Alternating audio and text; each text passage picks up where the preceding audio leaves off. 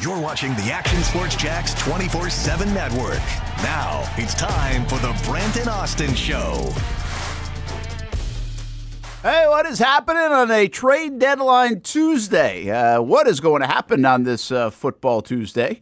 Really a quiet day. It's supposed to be a day off for the Jags, but will it be for the front office? And there's a lot of, I would say, anticipation that something gets done. I also think at the same time when you anticipate, you set yourself up for some disappointment. I was thinking about that today. Is this an automatic deal that something gets done in Jacksonville? Will it be a busy day around the National Football League? We thought it would. I think a couple weeks ago, and I really feel like that's died down.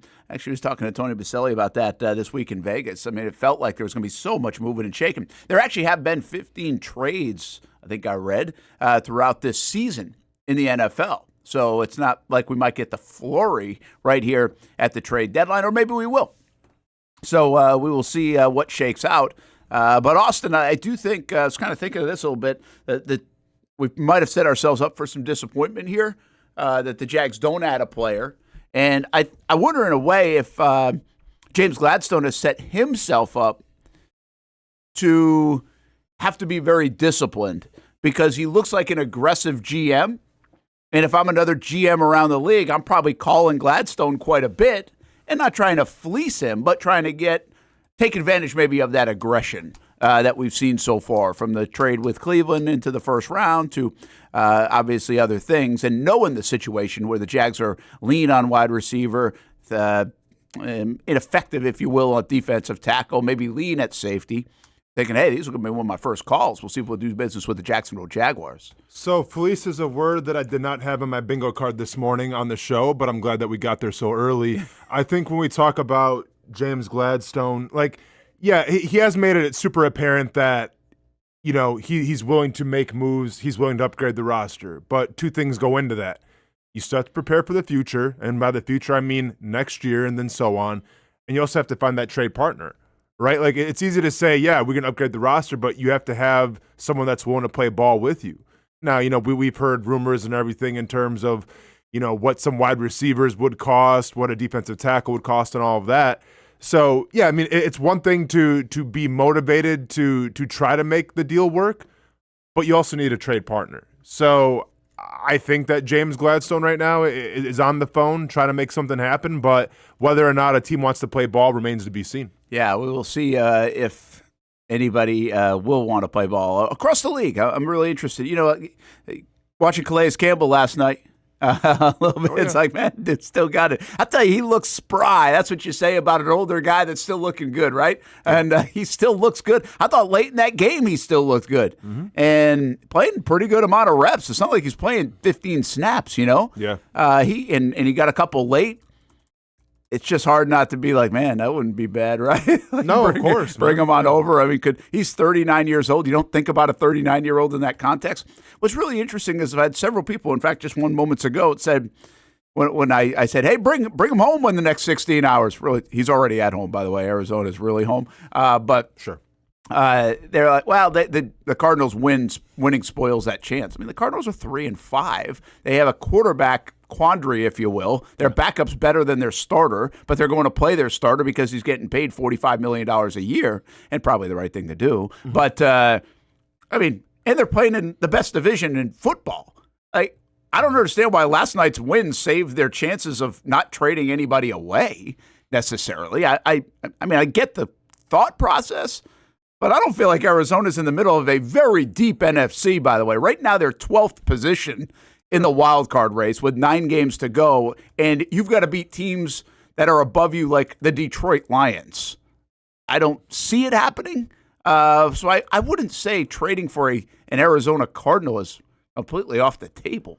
No, it's not off the table, but I mean, I don't know. I think if you're the Cardinals and you see who you got coming up, like, yeah, it's going to be kind of a murderer's row. I mean, they do play Jacksonville, obviously, right? I mean, I think Dallas, that was a must-win game for Dallas. Yeah. Right? And Arizona goes on the road and takes care of business and looked pretty good doing it. And I think the thing with Arizona, if you watched them all season, like, they could have beat the Colts. Yeah, not bad. They could have beat the Packers. Like, they probably should have beat the Seahawks too. That was like week 3 or something. Like, they've been in some close games, just kind of fell up short. So I mean, I get right now they're on the bottom of their division and everything, but like there's some teams where you look at them and it's like, okay, yeah, like what are you playing for? Sell, sell, sell.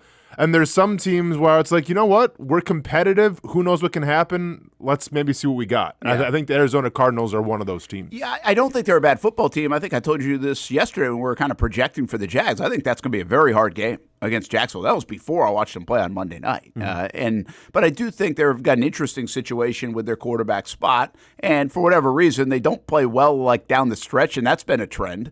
They almost tried to – they had 0 yards for like 3 minutes to go in that game, and that's been a thing. That's why they have lost. They've lost a lot of close games, but it just feels like it's one of those seasons. And like I say, I mean, I think the West is just so good. We're not talking about an AFC North where like it's a pillow fight a bit, so far in the first half of the year, or even an AFC South where you don't know what's going to happen. They have 2 legit, maybe 3 in San Francisco if they get healthy, of Super Bowl teams. And Arizona ain't that. But their 7th place team in the NFC, or 8th place team, I think. I don't know where Detroit is. It might be 7th or 8th. Those guys feel like they're Super Bowl contenders. That's how deep it is in the NFC. So we'll see. I just don't buy the fact that win changes, like takes it off the table. But I also don't know how interested the Jags would be in 39-year-old Calais Campbell at this stage. I do think when the Jags are trying to make a move here, that you're trying to make a move for right now and you can, at least have something in the future too. Yeah. That wouldn't be the case with a guy like Calais Campbell. So we'll see what happens. Do you think the Jags are, desperate, borderline desperate to get some help based on their receiving core injuries specifically? Yeah, I mean, I think the Jaguars are desperate to get help at the wide receiver position and also, defensive line, whether it's depth in terms of the edge or interior. I mean, the stats speak for themselves. So, yeah, I mean, I think those are the 2 big positions. Yesterday we talked about tight end a little bit, and that to me all depends on Brenton Strange. Yeah. And I think, if I was going to place a guess, I bet he comes back when, the quote-unquote IR thing is up. So that'd be the Chargers game. Chargers, yeah. I think he'll be back.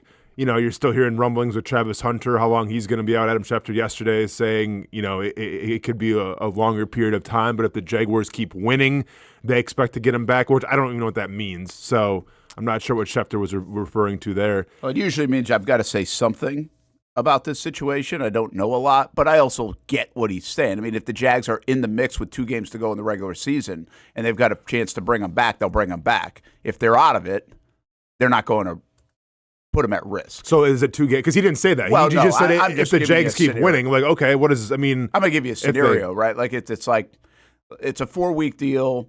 He's out for the month of November. We kind of all believe it's like a 6-week deal at a minimum. That gets you out to the middle of December.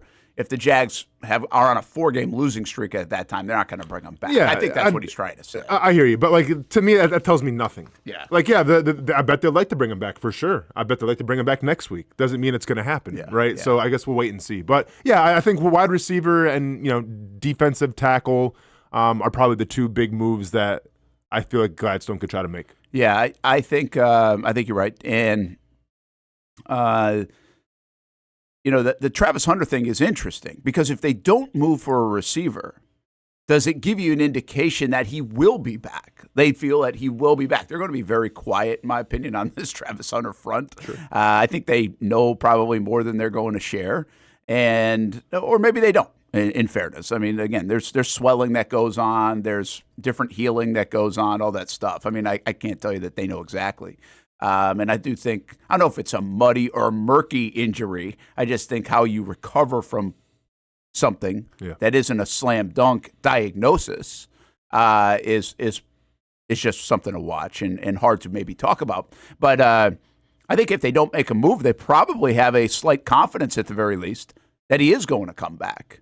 And maybe they ride that out and they don't have to give away a pick and they don't feel like they have to be desperate because they feel good that Brian Thomas Jr. will work through these injuries. They feel good that De'Ami Brown will come back and be healthy. Maybe they feel good Tim Patrick is healthy. They like what they're seeing out of Parker Washington, and they do have hope still that at some point if they can weather this 4, 5, 6, whatever weeks, Travis Hunter will come back and contribute to some success later on down the road. So I think actually there's some tea leaf reading to go on this afternoon based on what they do at the wide receiver position in particular. What they do at defensive tackle might mean, hey, I didn't want to give up that kind of stuff to get that player, or what they do at safety might just been like, hey, I don't know if that's available, or what they do at tight end will probably tell us how they feel about Brenton Strange as well. Yeah, I mean, you know how I feel about the wide receiver spot. Like, if you're going to give up a third or a third and a fourth, whatever the case may be, if you're going to give up some of that draft capital, I think then you need to have the conversation of the guy who we got, we're not worried about wide receiver next year. I think if you bring in a guy and you give up some draft capital, it's okay, well, we're good this year, but next year, I still don't like what we got. Well, then what is it all for? Like, I get trying to win in the moment, but you also have to win for the future and win for the franchise. And if you're going to bring in a guy with some draft and trade some draft capital away and say, okay, we're going to have him for 4 or 5 games, hopefully then Travis Hunter comes back and then he'll be probably de-elevated or whatever, or decline a little bit. Like, is it all worth it? Yeah, we'll see if how they measure that. I think it's going to be a fun watch. Like, well, I mean, do you think it's worth it? I think it's worth it. You think it's worth it, even if you have to have the question next year of like we have to upgrade still at wide receiver? Yeah, I do, Austin, because I think this is a pivotal 9 games. When you have an opportunity for the Jacksonville Jaguars organization, but really if you're anybody, if you have an opportunity to make the playoffs, I think you go for it. I think when you have an opportunity to make the playoffs and you're in Jacksonville, a place that has not been there very often, and you have a regime that's just taken over and can get off to a start in a building block and almost get ahead of schedule a little bit, I think you really have to do as much as you can to go for it. I think these fans have earned that. I think the players in that locker room have been through a lot of stuff, have earned that.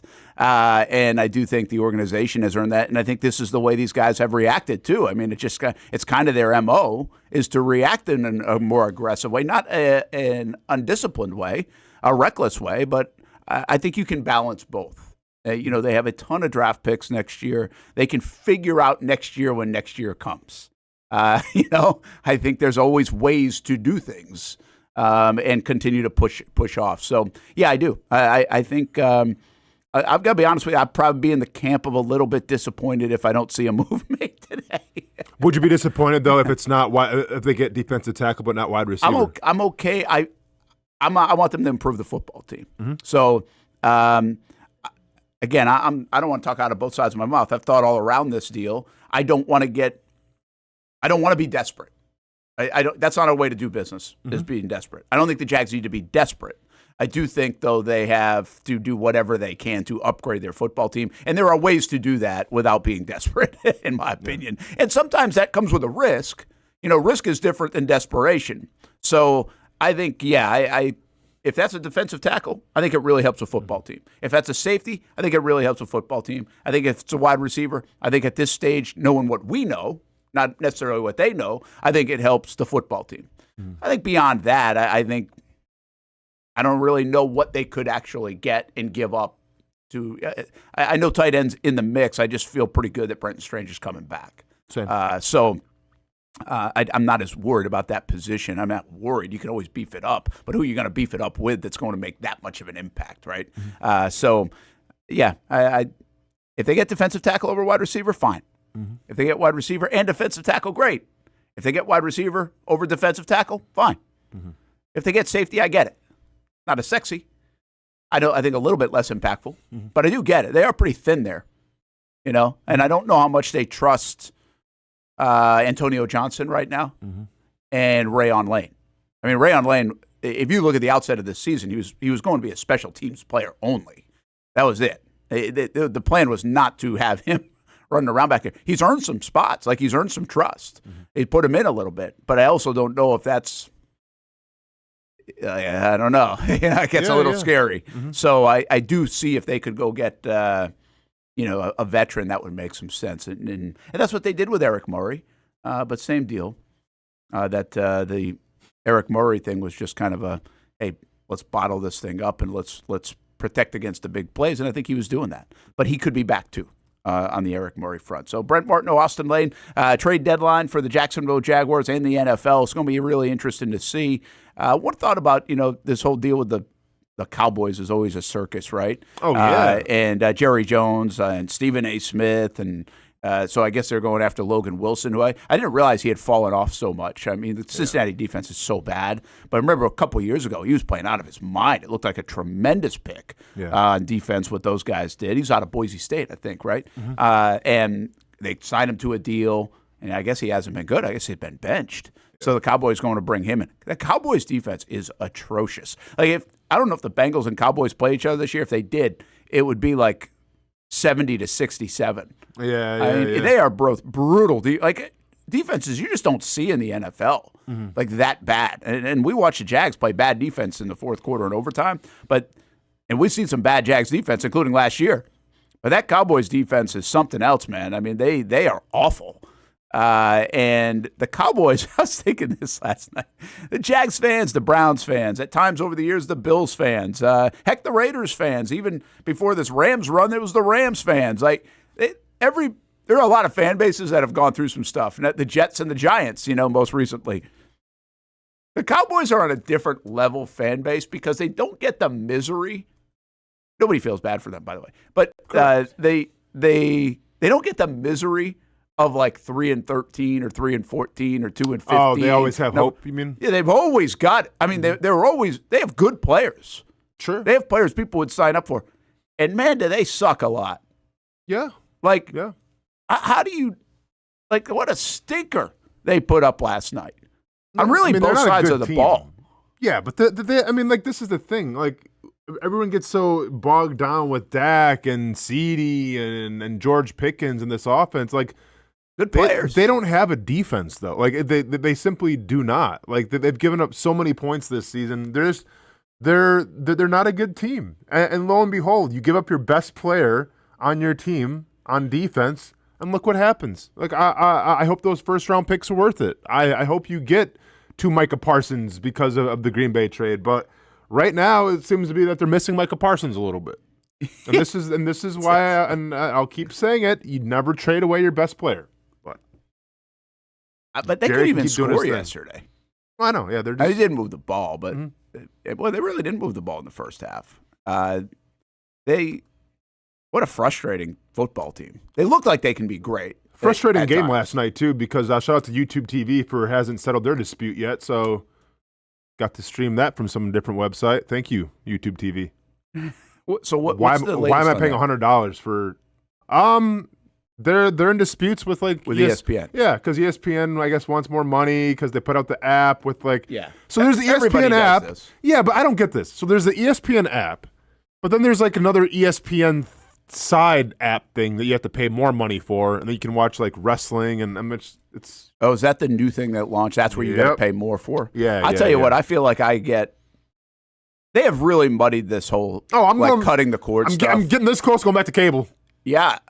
I mean, they have really muddied it up. I'm getting ready to take the cut cord and put it back on and tape it back together and be all right, so much for cutting the cord. I'm back in. Yeah, I don't. It's really. I mean, if you break it down now, too, you're paying way more, right?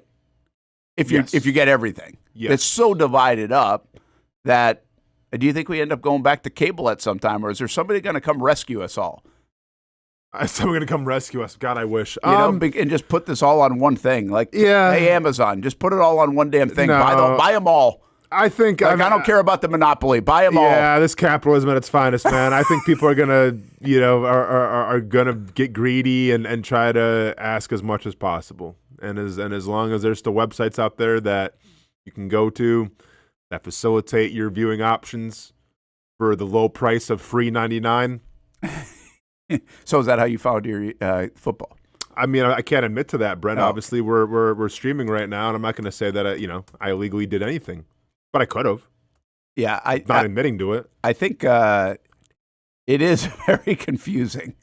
It's very confusing on how to do it. Now, I'm not a YouTube TV guy, so it doesn't bother me. Good for you. Yeah, I shouldn't be a YouTube TV guy either. Yeah, I don't know. It's weird, man. I feel like with cable and all that stuff or streaming services, you kind of it's kind of like when you grew up and you maybe can relate to this a little bit.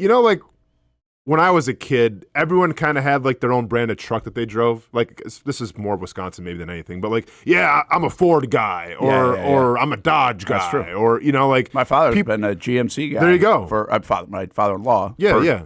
See, like everyone kind of has their own thing, right? Nimick Buick GMC, by the way. Nice. I'm kind of this. Like, I feel like I'm the same way when it comes to like TV brands. You're like, everyone's like, oh, get Hulu. I'm like, yeah, I've been a YouTube TV guy. Yeah, you're trying to stay loyal. Trying to stay loyal There's to some it. loyalty in that blood. They're making it really hard though.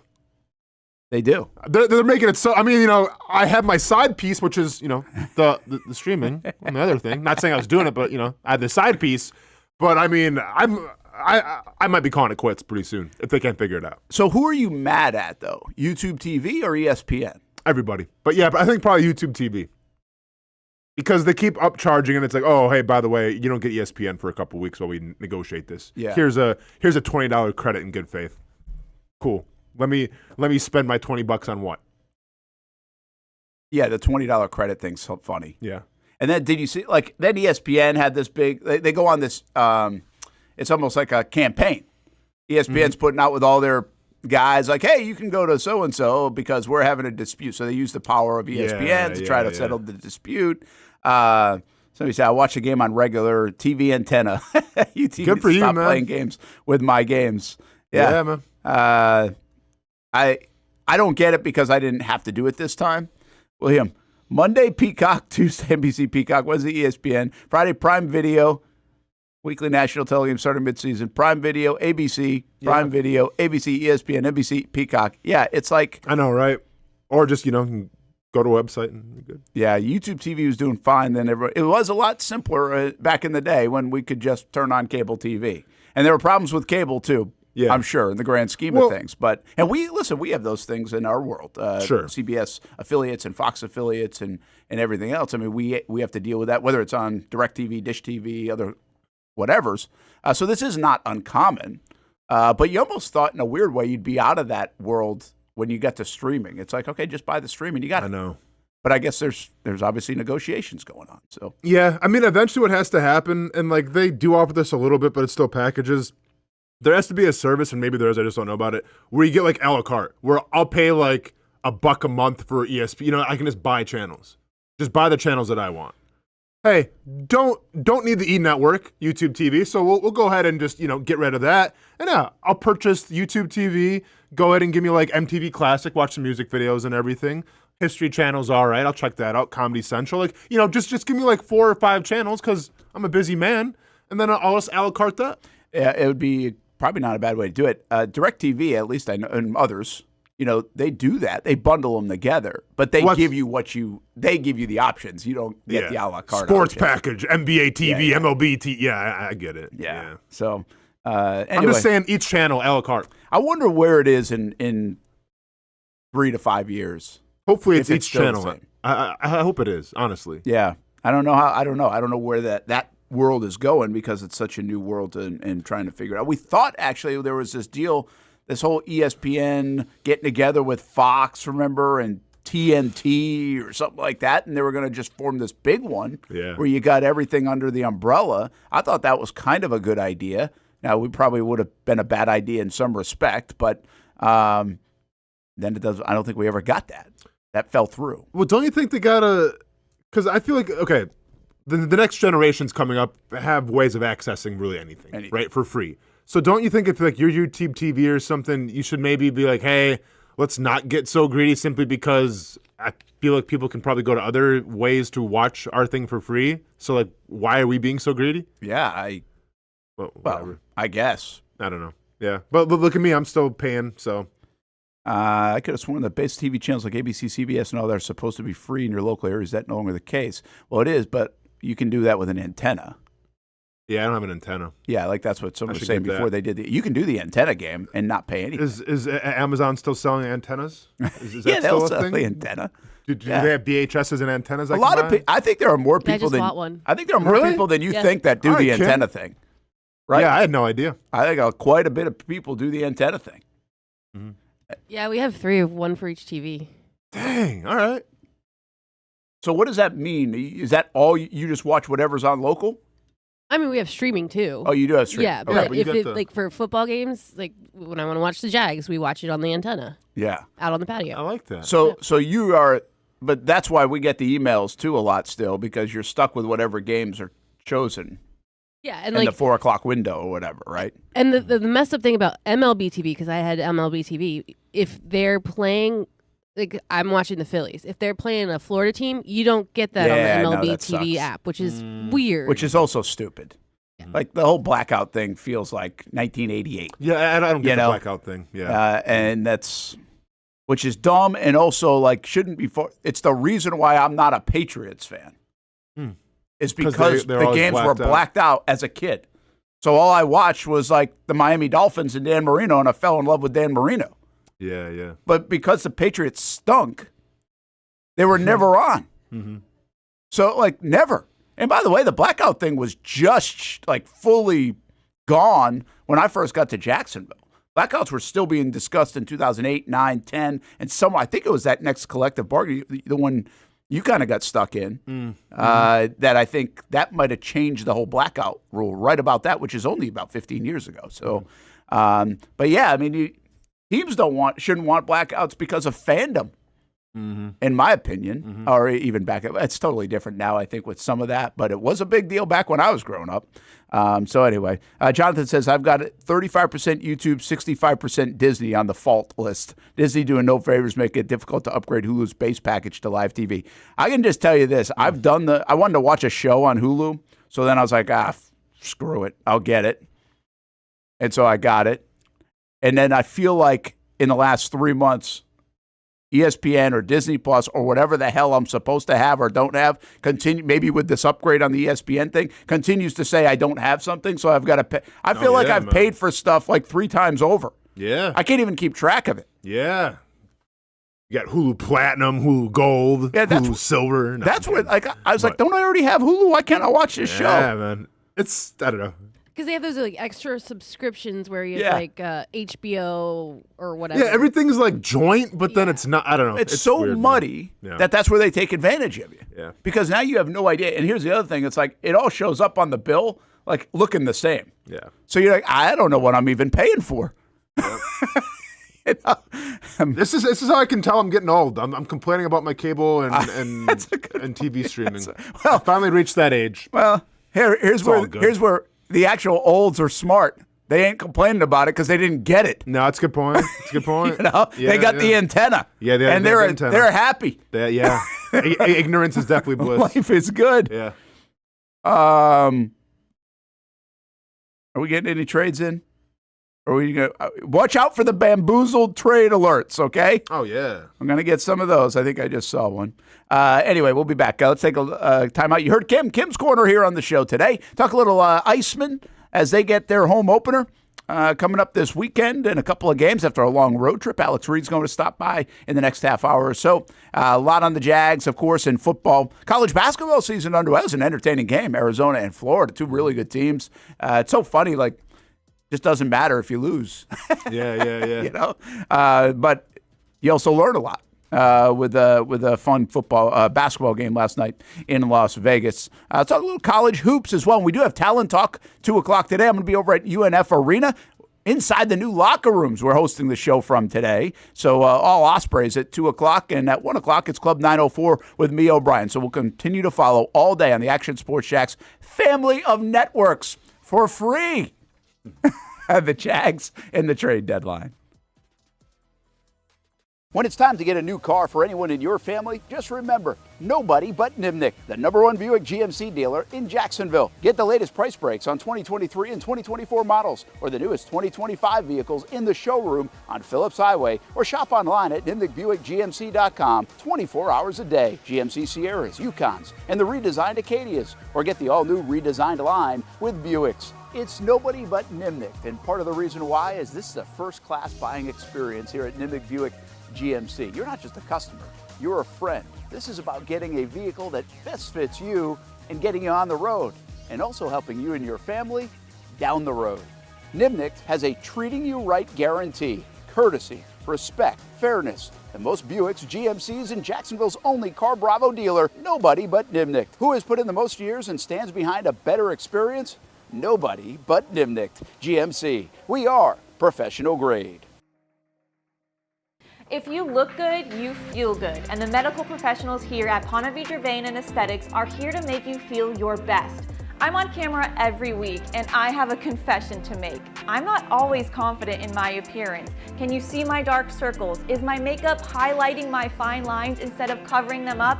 I question it all. So when I found out about the wide variety of procedures here at Ponte Vedra Vein and Aesthetics, I knew help was just one appointment away. Medical Director Dr. Megan Deacon Casey and her board-certified physicians have been using the latest in cutting-edge technology for the last 10 years, giving men and women their personal confidence boost. From Botox, fillers, Morpheus 8, and so much more. The hardest part was figuring out what I needed. Thankfully, the medical team walked me through what would work best for me through a free consultation. Come look and feel your best with the team here at Ponte Vedra Vein and Aesthetics. Visit them at one of their 2 locations, either over in Ponte Vedra or on the south side. Baker's Sports. It's a hometown business filled with hometown people trying to make you feel right at home. Chris Conley, Jacksonville University. Walker Wright, class of 2018, West Nassau High School. Michael Young, Fletcher High School. Baker's Sports started in a grassroots way and now outfits much of the Southeast. Tony Mazzio, Stanwood High School, class of 2002. High school sports, travel sports, youth sports of all kinds. They are a one-stop shop carrying Nike, Adidas, Under Armour brands, and more. Vincent Caldes, Oakleaf High School. Samuel Coffrin, Paxton School for Advanced Studies. Whether it's sports teams on the field or it's your team in the workplace, like our Action Sports Jacks team, and community events like the Dream 18 Golf Tournament, and many others. Cole Tilley, Hilliard High School. Reagan Webb, Eagles View Academy. Look good, feel good, play good with Baker Sports. Custom sports apparel since 1997. Shop with the hometown team at bakersport.com.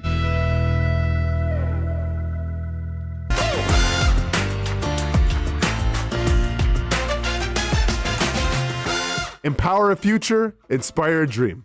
It's a bold but simple mission for the Jacksonville Police Athletic League known as Jax PAL. Help the next generation of kids in Jacksonville shape a brighter future.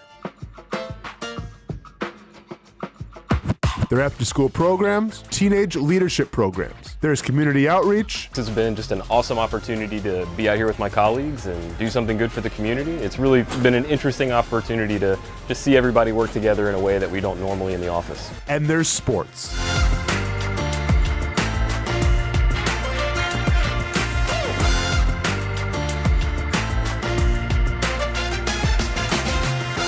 There are also ways you can help the next generation with a donation of any kind. Just visit jaxpal.org to get more information. Empower a future, inspire a dream with Jax PAL. Most of us know how to throw.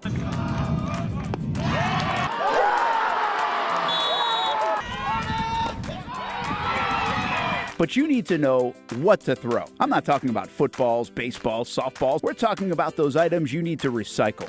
Republic Services explains it easy. Recycling simplified. 1. Know what to throw. When in doubt, throw it out. 2. Empty, clean, and dry those materials. It takes an extra minute, but it makes a big difference. And 3. Don't bag it. This makes the recycling process faster and more efficient. This is a look at the Republic Services North Florida Recycling Center.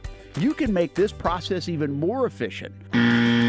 By utilizing those 3 steps, Republic Services can help you become a better recycler in your home. Learn more at recyclingsimplified.com. Welcome back to the Brent and Austin Show, streaming on the Action Sports Jacks 24/7 network. Hey, there's ViStar Veterans Memorial Arena, and it's still ViStar, right? Yeah. Yeah, I believe okay, so. Yeah. All the new changes. I'm like, wait a minute. Yeah, okay. Of course, the baseball grounds have like 3 different names. They do. Yes, they That's do. the arena downtown. We don't get the arena shot very often. We don't. We don't do that. Can we build a a little glass top on the arena. Oh, to see inside? Yeah, so we could then peek inside from high above. I'm not mad at that. That would be nice. A little cheating here at Action Sports Jacks would be good. And that'll probably cost a little more, right? and I'm not sure if it's cost effective, but I like the. It'd be cool. Yeah, I mean, it would be really cool. At night probably wouldn't work the best, but yeah, in the daytime, let's go. Yeah, sort of flying over it. Yeah. And get to peek in at a little bit of game, maybe a concert.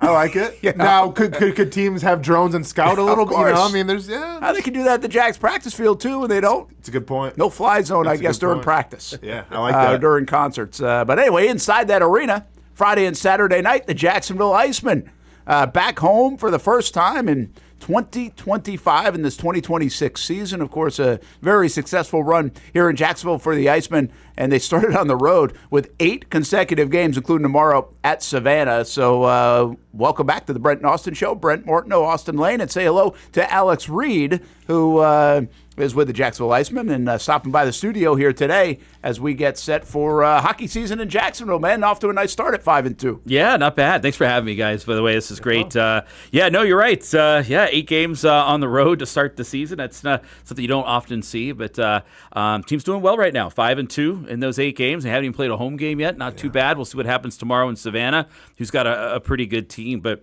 I think starting off, having already knocked out 8 of your road games to start the year, I think there's not a lot of games played this time of year. Like teams are playing maybe 2 games a week, maybe 3. But when you get into the later portion of the season, they're playing 3 games in 4 nights, 4 games a week. I think the fact that the Icemen have 8 games already knocked out on the road schedule means that when they are playing those games later in the year in March and in April, where it's all crammed in, at least most of those games should be at home because a lot of their travel's already been knocked out. So I think it's it's a pretty good thing actually, and coaches like it because guys can bond a little bit too. So. Well, yeah, I mean that's what it's all about, right? Yeah. Especially with a newer coach and everything, a new philosophy. And have you seen a giant difference between the philosophy that the Icemen are playing with now and everything? Obviously, this team's been paying dividends so far. Yeah, no, it has. It's so funny. So when Coach Tickle took over in that interim basis last year, I went on the first road trip. They went to Allen, Texas for 3 games, and immediately I noticed the players love Sean. Nice. I mean, they're in his office. They're all huddled up on the couch. They're always kind of joking back and forth. But you could just see immediately there's a connection there between Coach Tickle and Garrett Cockrell, our assistant coach. But those 2 guys just have a connection with the team. And but I saw immediately, wow, like it was just a new energy, and those guys just really love them. And and that's kind of carried over here this year. Yeah, that's a good thing. It's interesting how you can feel that right away too. Yeah. When that happens, we had him on last week. He's terrific. And how about at home, man? Friday, Saturday is one of the best home crowds in the ECHL. You guys know that. What do you got coming up? I'm assuming it's going to be a packed house because we got the game also on TV. On my TV, Jax will air a handful of Iceman games, and the first one is the home opener, which means probably tickets are going well. So if you want to catch the Iceman, either get on down there this weekend or you can even flip on the TV for free.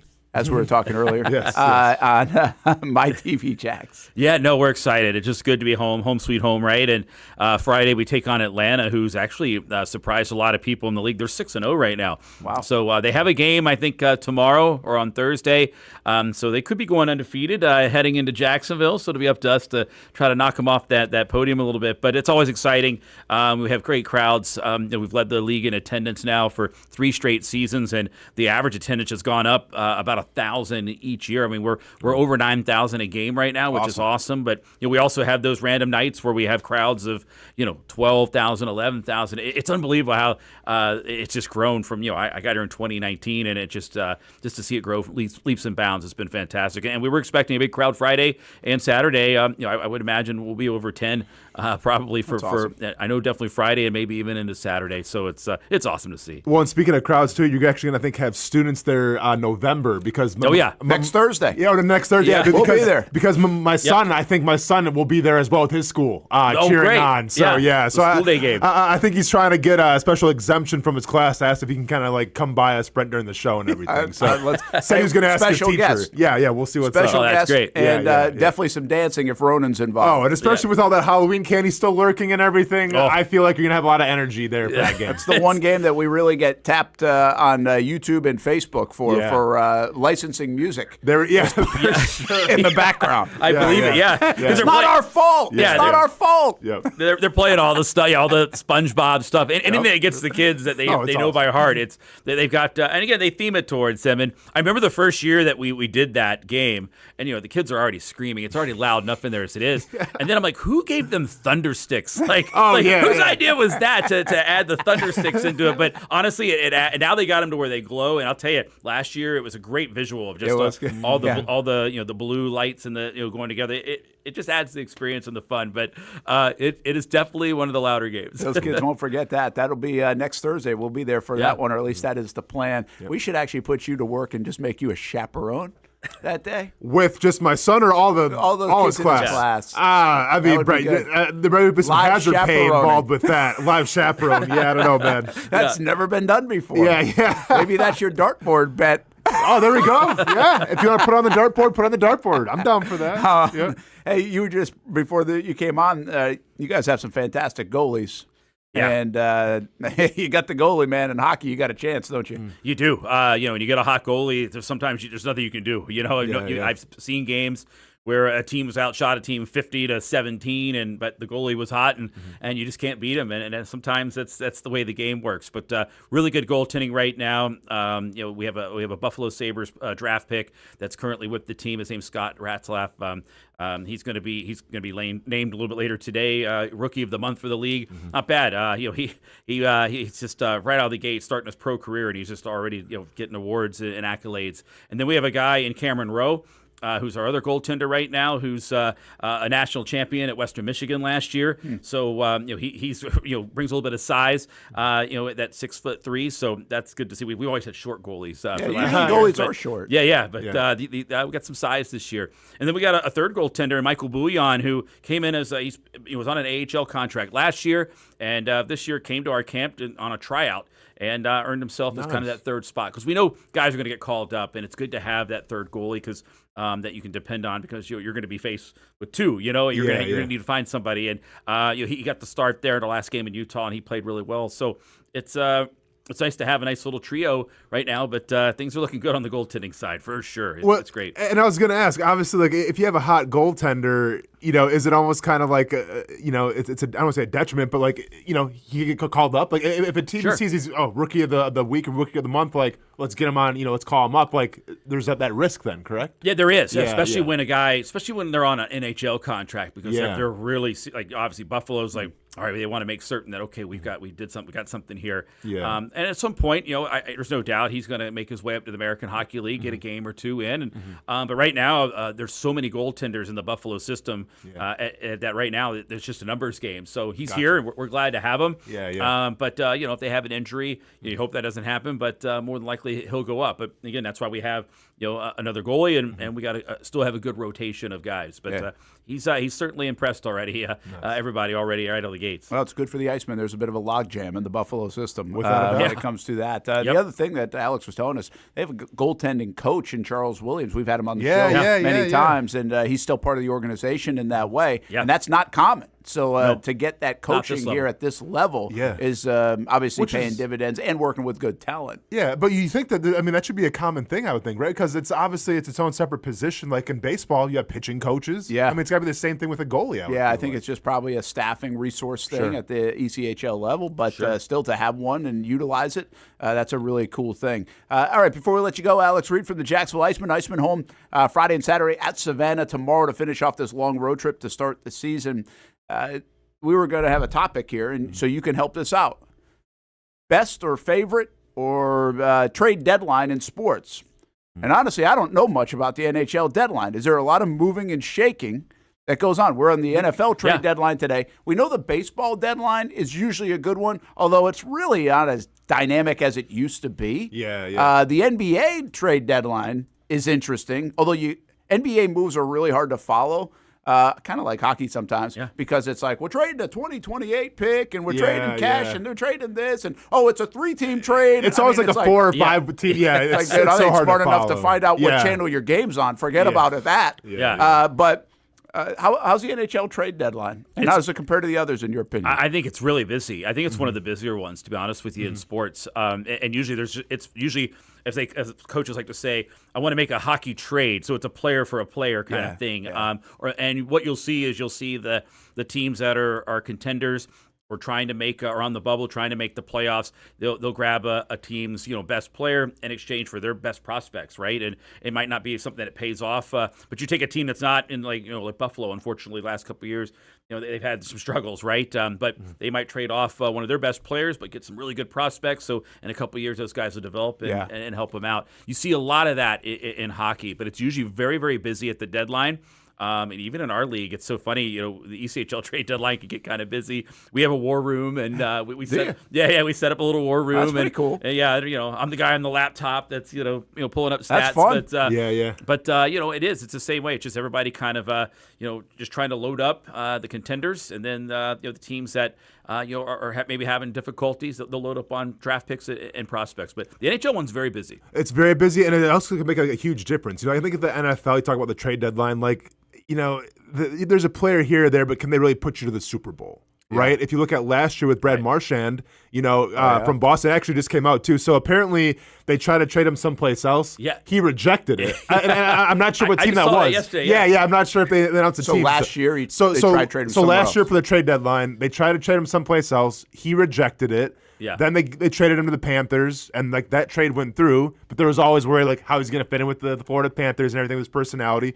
Well, I mean, if you look at the Stanley Cup run, he was a big part of that run and really helped them win a Stanley Cup. So, sometimes you're only one player away from making that big difference. And Marchand was that difference. It's interesting. I agree with you guys, but I can go to this almost any sport. I think the NHL, if you get in the dance, you got a chance. We see a lot of upsets, even 8 versus 1, right? Because, again, the goalie situation, if you got a good goalie, you're probably not trading them away at a deadline or anything, but still, you can make a move. In the NFL, if you get in, you got a chance. We've seen wild card teams be able to do it. Baseball is baseball, and I do think you got a chance too. So we saw the Atlanta Braves really change their baseball team, go on to win the World Series that year. Basketball, I don't feel like a trade deadline usually puts you over the top if you're on the outskirts looking in all the way to the top, because usually the top teams are the top teams. Exactly. Right? Outside the top 3-4 teams in the NBA, it doesn't matter what kind of move you make. True. You might get to the playoffs, but you're probably not winning a championship. So that's probably the one sport where you really don't catapult yourself from outside looking in to a title. It always seems like the NBA trade deadline, it's more towards the future. More draft picks and capital than it is actually, okay, we're a win now team right now. Yeah. If you're going to sell, for sure sell, but also if you're going to trade for a player, it's more okay, what can we do next season with this guy? I guess my point in that too is if you're now what do we, don't they have the play-in stuff, so top 10 teams now make it? Yeah. But if you're that 9, 10, 11, 12 team in the NBA, you might make a move to get in, but you're not making a move to win it all. The move to win it all is probably you're going to be a top 3-4 team on each conference to be able to do that. So, it's fascinating. I mean, we'll see. And even to the NFL level, you're not making one move that's going to probably catapult you all the way. It's going to help be part of the reason you're there. Unless it's a quarterback, and if it's a great quarterback, he's probably not getting traded. Right? It always seems very quiet, that NFL one. But you're right. But you're right. Quarterbacks probably aren't going anywhere. No, what's fascinating, though, if you get a guy like today, if Jeffrey Simmons goes to the Patriots, do they become, boom, whoa, now, they're having a nice season. They're taking advantage of a weak schedule, but, okay, now they're really good. That guy might change the way you are. Kind of like we thought Marcel Darius did in Jacksonville back in 2017. Alex, we talk about, obviously the lead that the Icemen are in. What players are getting called up the most? Is it forwards, defensemen? Just kind of all depends on injuries, how that shakes out. Is there more of a need than another need? Per se? It's based on really numbers above you and the injuries, right? So if the rash of forwards get hurt, then we can expect our forwards are going up. Gotcha. Same thing with the D. But there is a kind of an arms race for defensemen. Finding really good D. It's so funny. Our fans will pull me aside and they'll be like, you know what we need? We need a 6'6" defenseman who's got a hard slap shot that can run the power play. I'm like, well, they're out there.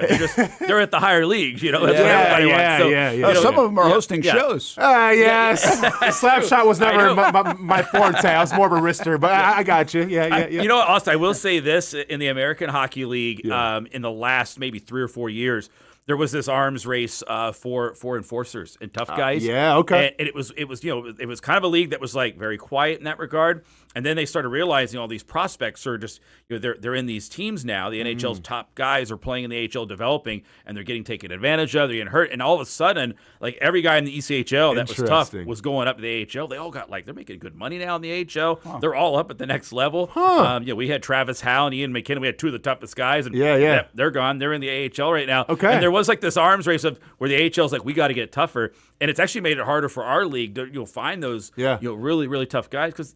Tough guys have to be able to play a little bit. You got to do something. Yeah. But at this level, you can have a guy that could just throw. Okay. Throw hey, Alex. I mean, let me go ahead and get your card then. Skate, you know what I'm saying? Let me go get your card. I want you to know that. Add it to the resume, man. I'm down. I want you to know I brought your name up to every coach we've had. All right. I'm telling you, if we but go I down. thought you were kidding. I'm not kidding. I brought it up. I'm not lying. I'm telling you, if we get into a game where, let's just say we go down and play like Florida, right? Yeah, let's go. And something happens, like a home and home, and something happens down there, and it gets a little out of hand, and then we got to play them here.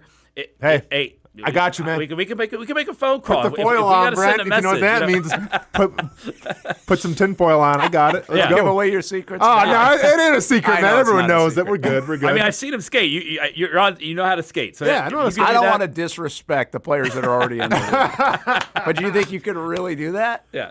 Be an enforcer, sure. You think you could be an enforcer? Skate around enough to blend in? You've seen in the pregame warm-ups, sure, I could probably blend in, but I'm saying that's an enforcer though. I don't have to You don't really have to skate for long. You're going out there. And probably I'm going out there for a reason. You're going to line up for a face-off and then just drop the gloves. And then drop the gloves. So, I can do that. You just got to keep your balance. I have good balance. Yeah, I'm good with that. Well then, this is. You might have to start training. Yeah. Start training what? Fighting? Fighting on skates. No, that's fine, man. You've never fought on skates, have you? I mean, I've never fought on skates, but I played hockey for a long time. It's fine, Brent. I'm just saying, I got it. You got to practice that. Practice fighting on skates? Yes. All right, let's go. Your balance. Well, hey, sounds like a good commercial for us, then, doesn't it? It does. All right, there we go, Alex. Let's set us up. All right, Alex Reed, Jacksonville Icemen, as we try to get the Icemen to a Kelly Cup. You got to take somebody out, bring Austin Lane in. Let's go, man. Hey, Alex, you just let me know if it starts getting trippy and you got some guys coming after your guys. Just give me a call. It's always in the back of my head here. I like that. You're on the call tomorrow at Savannah. Have fun with that one up the road, and then we'll see you this weekend, and then next week certainly for Kids Day, bringing Brent Austen Show on the Action Sports Jacks 24/7 network out to the arena. Thanks, man. Yep, thanks. Appreciate it, guys. All right, we'll be back. Brent Austen Show and more football conversation. Is anything happening yet? We'll talk about it when we come back. If you don't see a pit, it ain't legit. When you hear that, you think Bono's Pit Barbecue, a staple in Northeast Florida now for 75 years. A place that feels like home with friendly service, a meeting place for friends, family, or business occasions. On the menu, the corn nuggets are a favorite in our house, but there's something for everyone. Sandwiches, platters, salads, sides, desserts, and family feasts. You see Bono's all over the place in Northeast Florida. You know, there are almost 20 locations in the Jacksonville area now, so stop on by, sit down, and dine in with Bono's. You can also take it to go. There are drive-thrus in many of the locations, and they have delivery options too. Just download the Bono's app to make things easy. I signed up for the loyalty program, and you can too, to get special offers. If Jacksonville is home, few things feel more Jacksonville than Bono's Pit Barbecue. Celebrate 75 years and many more to come. Bono's Pit Barbecue. If you don't see a pit, it ain't legit. People helping people. It's at the core of what Alive Credit Union is all about, and it's been that way for over 70 years. From the start in 1954 to today, the mission remains to inspire financial wellness and give you a financially fit lifestyle. Alive Credit Union and its employees are committed to not only serving their valued members, but also our community here in Northeast Florida. I had a chance to see that commitment firsthand as Alive partnered with our Action Sports Jacks 24/7 team to bring you Armada men's and women's soccer broadcasts. Inside the 18, it is a shot, and it's a goal! Chloe Chivers! And that connection to the community continues with Alive Credit Union's support of the Police Athletic League of Jacksonville. Alive Credit Union's commitment to our community also involves serving the financial needs of all first responders through the recent merger partnership with City and Police Federal Credit Union. Join the community and become a member of Alive Credit Union today. Find out the many ways you can be inspired in financial wellness at alivecu.coop.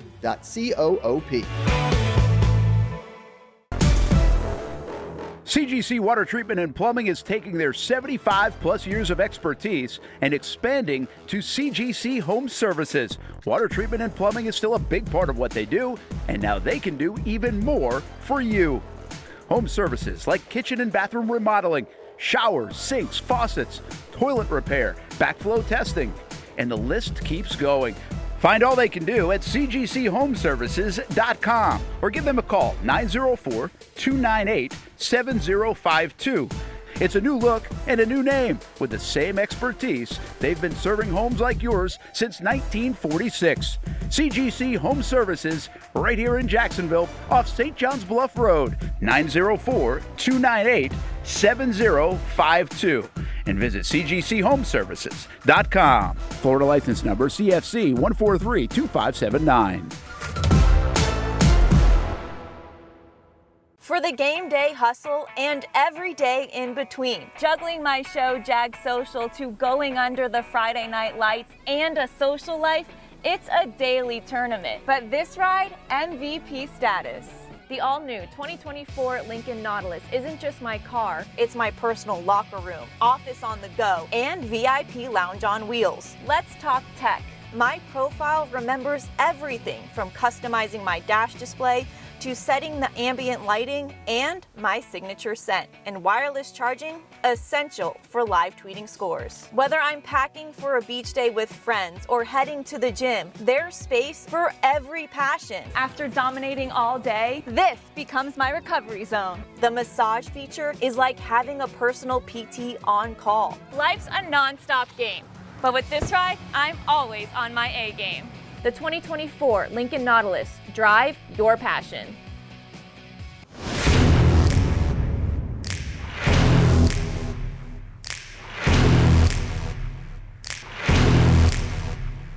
Grab some friends and go to a restaurant or head out for a drink and some conversation. Watch your favorite team play on the big screen.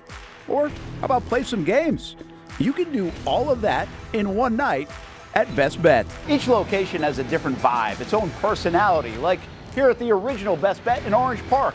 When you walk through these doors, everybody knows your name. And here in St. Augustine, it's the newest location. Play some poker.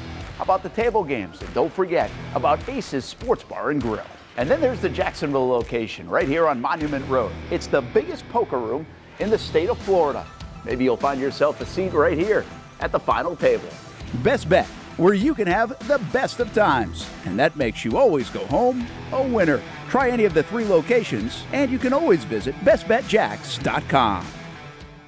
Welcome back to the Brent and Austin Show, streaming on the Action Sports Jacks 24/7 network. There's some really interesting stats coming out of the Jags and Raiders game about Travis Etienne. Etienne played really well, right? And I would suggest that if you look at his numbers, you're not like, oh my gosh, what a game. Daniel Griffiths, who writes for us and wrote yesterday on ActionSportsJacks.com and told about some of these stats, and he thought it was his best game. And I was like, settle down, man. Best game? I'm not sure. He's had some really good games. That was my point. Yeah. And but even with 115 total yards and just 84 yards on the ground, and I say just, it's a good outing, obviously, but it wasn't like it was 160 yards on the ground, or earlier against Carolina where he had, 143 or 148. But Ian Hartitz says Travis Etienne forced 11 missed tackles on Sunday, according to PFF. That's tied for the third best single-game mark of 2025. Only Bijan Robinson has topped it. I mean, that will give you an idea of how good it was. I thought there were a couple of plays in the backfield. Max Crosby was close to getting a TFL, and 2 different occasions that really stick out to me. And he was able to elude, get 3, 4, 5 yards, and obviously turned a negative into a positive. And those are the kind of plays that they're talking about. There's also another interesting stat that he, let's see if I can find. This one's Travis Etienne was tackled at the 1-yard line 5 times over the course of 3 different drives on Sunday. He scored 0 touchdowns. This is obviously a fantasy person probably talking about this. And they should be a little mad about it. That's the most rush attempts that ended at the 1-yard line in a single game since 2017. Wow. Yeah, I mean, I guess I didn't really think about it like that, but that's a wild stat. I'll give you another one that I saw. The Jaguars had 42 minutes of time of possession. Yeah. It's the most in an NFL game since, I can't remember who did it, since 2006. For time of possession. Wow. For time of possession. Now, let me double check that and make sure it wasn't just the Jags, but I'm pretty sure it was in the NFL. And if you think about it, it's hard to do. You need overtime. They had the long overtime drive to help that out. Yeah. Well, that's what happens when you start running the football a lot, man. You know, it's that Big Ten football, Brent. And, you know, what did you think? Because there's been a lot made now in the last couple of days of the Jags taking the ball. I was surprised, too. We were sitting in the press box, and they won the toss, and they took the ball. And we're like, okay, well, that's interesting. And my first thought on it, and this is what I really thought, was, okay, you want the defense that's tired to go right back out on the field in the Raiders, and you give your defense a little bit of a rest because they were just out on the field. So that was really my reasoning and thought process of it. Liam Cohen said, I think Liam Cohen alluded to that too, but he basically was like, hey, we wanted to be able to have a drive that would ideally leave them not a lot of time. And it actually worked to perfection. Even though it was only a 44-yard drive, they ran the ball 9 times. They chewed up like 7.5 minutes, and Liam was right. When they got the football back, if they don't have a big return, which they kind of did, they now have to go basically to a 2-minute offense and try to score the football. Yeah, I mean, it's amazing for obviously how much I've followed the game, my entire life. I played it and everything. It's amazing how I had zero clue how the overtime worked. Yeah, you had to remind yourself. And then even put the rules on the screen and everything. I'm like, okay, so if the Raiders make this 2-point conversion, did the Jaguars get it? I was doing the same thing. I had no idea. Man. I was doing the same thing. Yeah. And did you like the new update, by the way? I thought it was fine. Yeah, I thought it was fine. Yeah. Here's the flip side of that, because you get what you got if you do what the Raiders did and what the Jags did. They took the ball, they score, they give up a score, but now you put yourself at risk of losing the football game and you don't control it because they go for 2.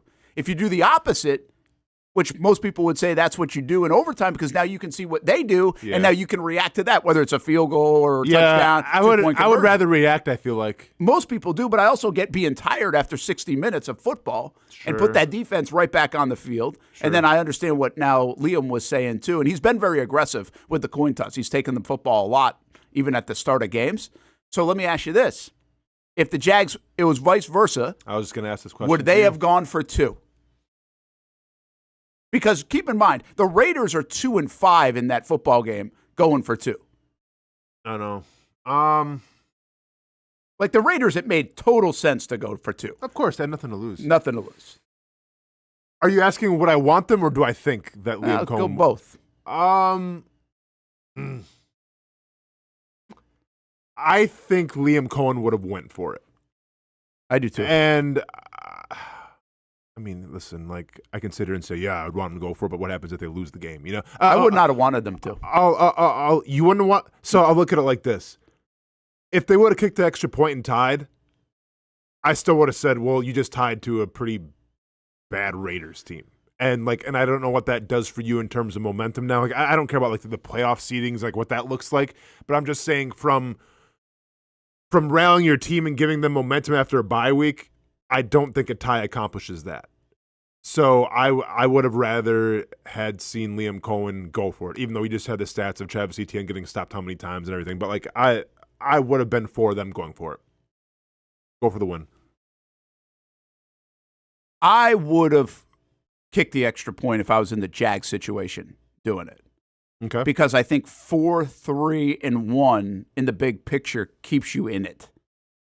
4-4 to me is maybe a disaster. 4-3-1, a tie can actually help you later in the season. It can also hurt you, but it actually can help you. Listen, and I don't want to have the conversation of, they got the tie, so they're just, if they would have won, I don't, if I'm Liam Cohen and still everything. Better than a loss. Of course, and then that's, that's the risk for the biscuit. But, I think it would be devastating if you're the Jaguars and it's the tie actually kept us out of it.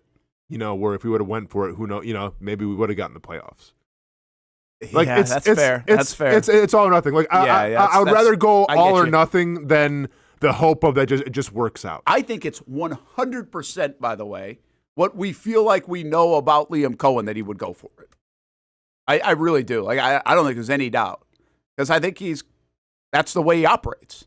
Yeah, that's the way they. I mean, heck, they went for it on. They didn't have to go for it on fourth down. I mean, that would have made a lot of sense to go for it on fourth and down there. Mm-hmm. But he didn't have to. He could have kicked a field goal in overtime and get points, and he's done that multiple times.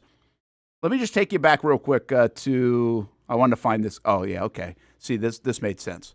See, if the Jags are 3-7, this exact situation, basically, that we're trying to create. In 2022, Jags are 3-7 coming out of the bye week. They're playing Baltimore, and they go for 2 when they come back and win it. Remember? Yeah. The great throw and catch to Marvin and then to Zay. Mm-hmm, mm-hmm. But the Jags are 3-7 at that point. They're essentially in the Raiders situation. This one's so different because they're right in the mix. They're one of 9 teams, I keep saying, that are like in the mix of the playoffs. Do you risk a loss at that? I think there's a lot to calculate. Totally different than where the Jags were, where Doug Peterson did it, which really propelled them.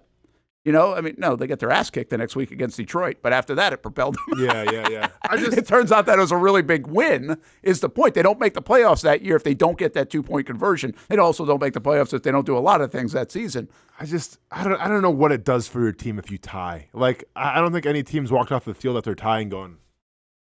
They wouldn't be. It would have felt like a loss. It would have felt like a loss. I get it. Yeah. But trying to get in the dance, you know. Yeah, but I'm also coming off of 2 horrible games against the Seahawks and Rams. I'm coming off the bye week. You basically put need your a little season on juice. a 2-point conversion. Because if you lose and you go to 4, we know that. If you lose that game even then, you're 4-4. It feels like season's over.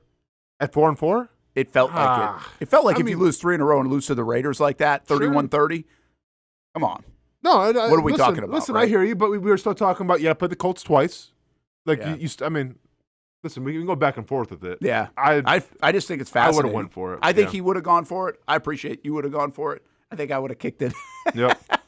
Would have been a nice, somber, sad plane ride home for everybody. Yeah, probably. Yeah, I'm tired, whatever. Yeah. Anyway, there was also, let's see, you absolutely take the extra point. You're basically accepting a tie at that point. There was also 52 seconds left. You would have been given the ball back to the other team, so you could have still very well lost. No, the game's over. Yeah. The game doesn't keep going. No, the game only keeps going if you tie. I'm sorry. That's what they're saying. You do actually kick it back. But I don't think there was 52 seconds left. Was there that much? That's a good thought. I'm not factoring that in right now either. Mm-hmm. And so that does I don't think there was that much time left. Let me find that out. But anyway, to be fair, there's 50 seconds left, especially with this kickoff rule. Yeah, now that does change, especially the way the Jags were. The way field goals are getting made. Let me just double check that real quick in overtime before we get off this. Let's see. There were. I don't disagree. No, see, I thought there were 16. There were 16 seconds left. Okay. At that touchdown. So, yeah, there wasn't a lot of time. Yeah. There wasn't 52. 52 would change it, in my opinion, too. 16 doesn't really change it. Although, why are the Jags so bad at kickoff in that game? Kickoff return. Just kick. You have to go out of bounds at this point, honestly. They've been really good at times, that was brutal. I'm saying at the back of the end zone. I know. Most or whatever's torching them. Yeah, that was bad. Yeah, not good. All right, what you got? That's happening everywhere, though, I feel like. Oh, you feel like people are leaky? Yeah. Yeah, I feel like there's some teams that are legit that start on the 25-yard line, and then I would say 80% of the league it's just either it's out of bounds or they get it back to the 40. Yeah, I do think the 35 is probably the place to go. Yeah, I think they got to really consider that. You can't. Well, it's just devastating to get the ball across midfield. Jags took advantage of it too, obviously, with the Trammell return, which was a massive play. In the football game. Before we get to some college basketball highlights of last night, because college basketball is back at college basketball fever. Little off topic, but I want to get Kim's thoughts and your thoughts, Brent, on this because this happened to me today in the gym, and I feel like everybody kind of goes through this every once in a while, and I want to get people's thoughts about how you handle the situation. Oh. So talking to a guy I always see in the gym. and he was with a lady or whatever I've never met before, so I met her, and just, we're talking everything to stay, and good to see you, and nice to meet you. And she had some allergies going on. She was sneezing. I feel for her. Nonstop. Brent, you've been there. So she sneezes. Me being the gentleman, being properly raised, I go, oh, bless you. She sneezes again. Oh, bless you. I'm done. This is okay. So this is the third time in like probably 30 seconds. Again, I go, bless you. I gave her one more time. You're locked in. There was a fourth sneeze. Oh no. Where then she kind of like exited away. She didn't get the fourth bless you. I don't blame you. How many? Because it happens. I mean, I do it. Steph, it's an attack. I'm like a 2 sneeze guy. You're so two God bless yous. Yeah, and then you're on your own. And then I'm like, Steph, knock it off. Then she then goes like 4 or 5 religion. sneezes. I never met anybody that sneezed that much. Dude, but I'm saying this happens Steph. to everybody though. Like people. I know. I mean, it happens to me. But yeah, I'm once done in a after while. 2. I'm like, hey, good luck. The best luck to you, Kim. Two. God bless you, maximum. Or what are we talking about here? If I like you, 3. If I don't like you, 2. Okay. But we're always getting the 2. Like just one isn't Yeah, like- it's not going to suffice. Or if I don't know you, you get 2, and then the third one was like, Because I kind of feel like one should. you're blessed enough. One's fine. I feel like one should be good. You're blessed enough, you know. One sets the standard. But I guess I can go 2. But Yeah, there's some I people think 2. like, I think 2 is the tops. okay. So you cut off at 3. You went a little extra. I went 3. She was a stranger. Didn't know who she was. Trying to make a good first impression. Maybe on the third one, throw out the gesundheit. Trying to see. Nope. Don't. I'm not doing gesundheit. Nope. That never had a gesundheit. No Gesundheit. Yeah. I learned that somewhere in class. The Gesundheit. I think everybody Is that knows German? German, I believe. Yeah, it German. is, Yeah. or no. Yeah, I think it is German. Yeah, German. Yeah. Okay, gesundheit. Yeah. I feel like it's funny you say that about sneezing because, like, I don't say anything in public to people like strangers in general. Yeah. But I'm not afraid to say bless you. Oh no, I always, like even to somebody on an airplane or somebody on wherever. It's like it is kind of weird that we're trained to do that. Yeah. But it feels almost like your Pavlov's good deed dog. of the day. You know what I mean? Go ahead and pat your good yourself deed. on the back. It's like I feel good about myself because I just said bless you to somebody. Babe, how was your day? Oh, it was great. I said bless you to 2 people today. Oh, my hero. Good Like, job. Yeah. Kids, if you can put your head on your pillow at night and it's bless a couple of bless people. somebody. But also, and by the way, like on the third one though, it was almost like my inflection was like, ooh, bless you. Like I'm like, hey, right, wrap it enough. up. Hey, bless you. What are we doing? I do that with Steph. It's like, all right, enough. I'm tired of this. Okay, Stop being so dramatic. I'll even tell Steph, it's like, she'll have like a loud one. Yeah. I'm like, all right, enough of the drama. Brent, you can't. Brent's gonna make her like try to hold it in, and she's gonna like hurt herself because she's afraid to even sneeze in front of you. You can make a sneeze louder than you want, and it needs to be. True. I mean, listen, it's like a burp, man. If you want to really burp one out, you can do that. But I always feel like it's more of a relief when you do that. Probably. Like, if I'm trying to hold it in, like I get lightheaded. Like I don't know. I think I killed some brain cells trying to hold a sneeze in sometimes. Yeah, I don't hold And I'm sneezes hurting in, on but I'm brain also cells. not a loud sneezer. I don't think Okay. I am, at least. Plus, if you hold sneeze in, then the snot bubbles come. That's a good point. Do you go hand or do you go arm, Brent? Like sneeze in your hand, do you go arm? I try to avoid the hand, but I usually still go the hand because it's usually I'm arm all I day. don't feel it coming a lot of times. Okay. You know? Yep. So it's like quick. See, I'll let you with the arm because I go arm, and then if I got some snot, I wipe it real quick. You don't even see it. Very good. You don't even see it. Because if you go with the hands, then it's like, No, it's I the got worst, man. snot, and It's you gotta like, wash oh, your no. hands. Yeah, you got to wash your hands. You go with that arm, sneeze, boom, and boom, a little wipe, we're good to go. I do think the best invention of the pandemic was the fist bump. Oh, yeah. Good point. It's stuck. Don't Now, have to shake people, hands. you still handshake, but there's confusion now, right? I mean, there's some confusion whether it's like handshake or fist bump. Yeah. But a lot of also you people will come go in with the with, fist bump. The handshake to the dap in the back. Like, there's yeah, a lot you of got things. that. Yeah. But I just think in general, I'd say it feels almost more fist bump than handshake now. Yeah. For people. That's fair. And it's probably correct. Sure. Like, you know where everybody's hands have been? That's a good point. So, don't want to get Trevor sick? Fist bump. How many times did they say bless you to Trevor, you think, if you sneezing? Yeah. Every time? I think That's your quarterback. You got to. That's your quarterback. Yeah. He would get it. Yeah. Even on a plane, Brent doesn't hold in his sneeze because there's more room in first class. Oh, yeah. Brent will just boom and let that recycled air just get through everybody. That's what first class is. Yeah. All right, Yeah. so two blessings? Yeah, I'm on it 2. Okay. I'm 2. Okay. Unless it's someone that you know, and then you're like, screw you. Yeah. I feel you, man. I was trying to make a good first impression. Yeah. So I had 3. That's fair. Okay. No, I like that. I appreciate that. Don't Yeah. be so disappointed in yourself. I know, man. Hey, But then your head goes on the pillow tonight, and you're a 3D dude today. I'm a 3 bless you type of dude. God was with us in that Crunch Fitness today, let me tell you. You don't have to do I any brought more him in. good deeds Yeah. for the day. I'm good, huh? You can just be an ass the rest of the day. All right. You want to get to college basketball now, or you want to take a break first? How we Let's doing go to a this? break. We'll come All back right. with some college hoops. It was a good one, Florida and Arizona. Hey, we got our star maybe in college basketball with a freshman.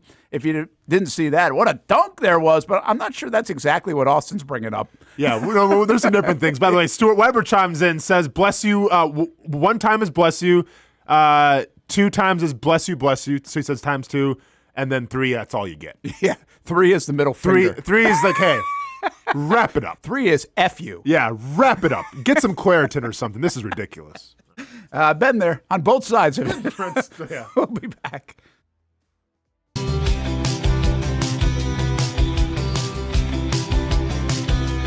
Welcome inside the Armor Guard exterior and gutter helmet showroom. There's a lot going on, like glass exteriors, replacement windows, and down there we have the retractable screens and awnings, plus hurricane protection.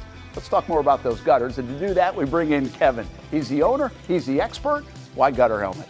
Well, Gutter Helmet's truly the only maintenance-free product. It lets the trash and debris go on the ground, the water wraps around and goes inside. Unlike filters, they sit on top of the gutters, and the trash and debris build up on top of filters, which requires maintenance. With Gutter Helmet, we're going to keep you off the ladder, the most dangerous thing in your garage. With Gutter Helmet, you'll never clean your gutters again. So get off the ladder and put on the helmet. Gutter Helmet.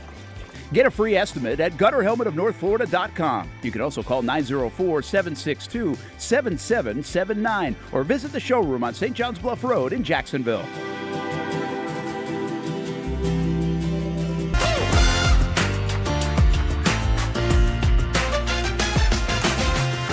Empower a future, inspire a dream. It's a bold but simple mission for the Jacksonville Police Athletic League known as Jax PAL. Help the next generation of kids in Jacksonville shape a brighter future. Their after-school programs, teenage leadership programs. There's community outreach. This has been just an awesome opportunity to be out here with my colleagues and do something good for the community. It's really been an interesting opportunity to just see everybody work together in a way that we don't normally in the office. And there's sports.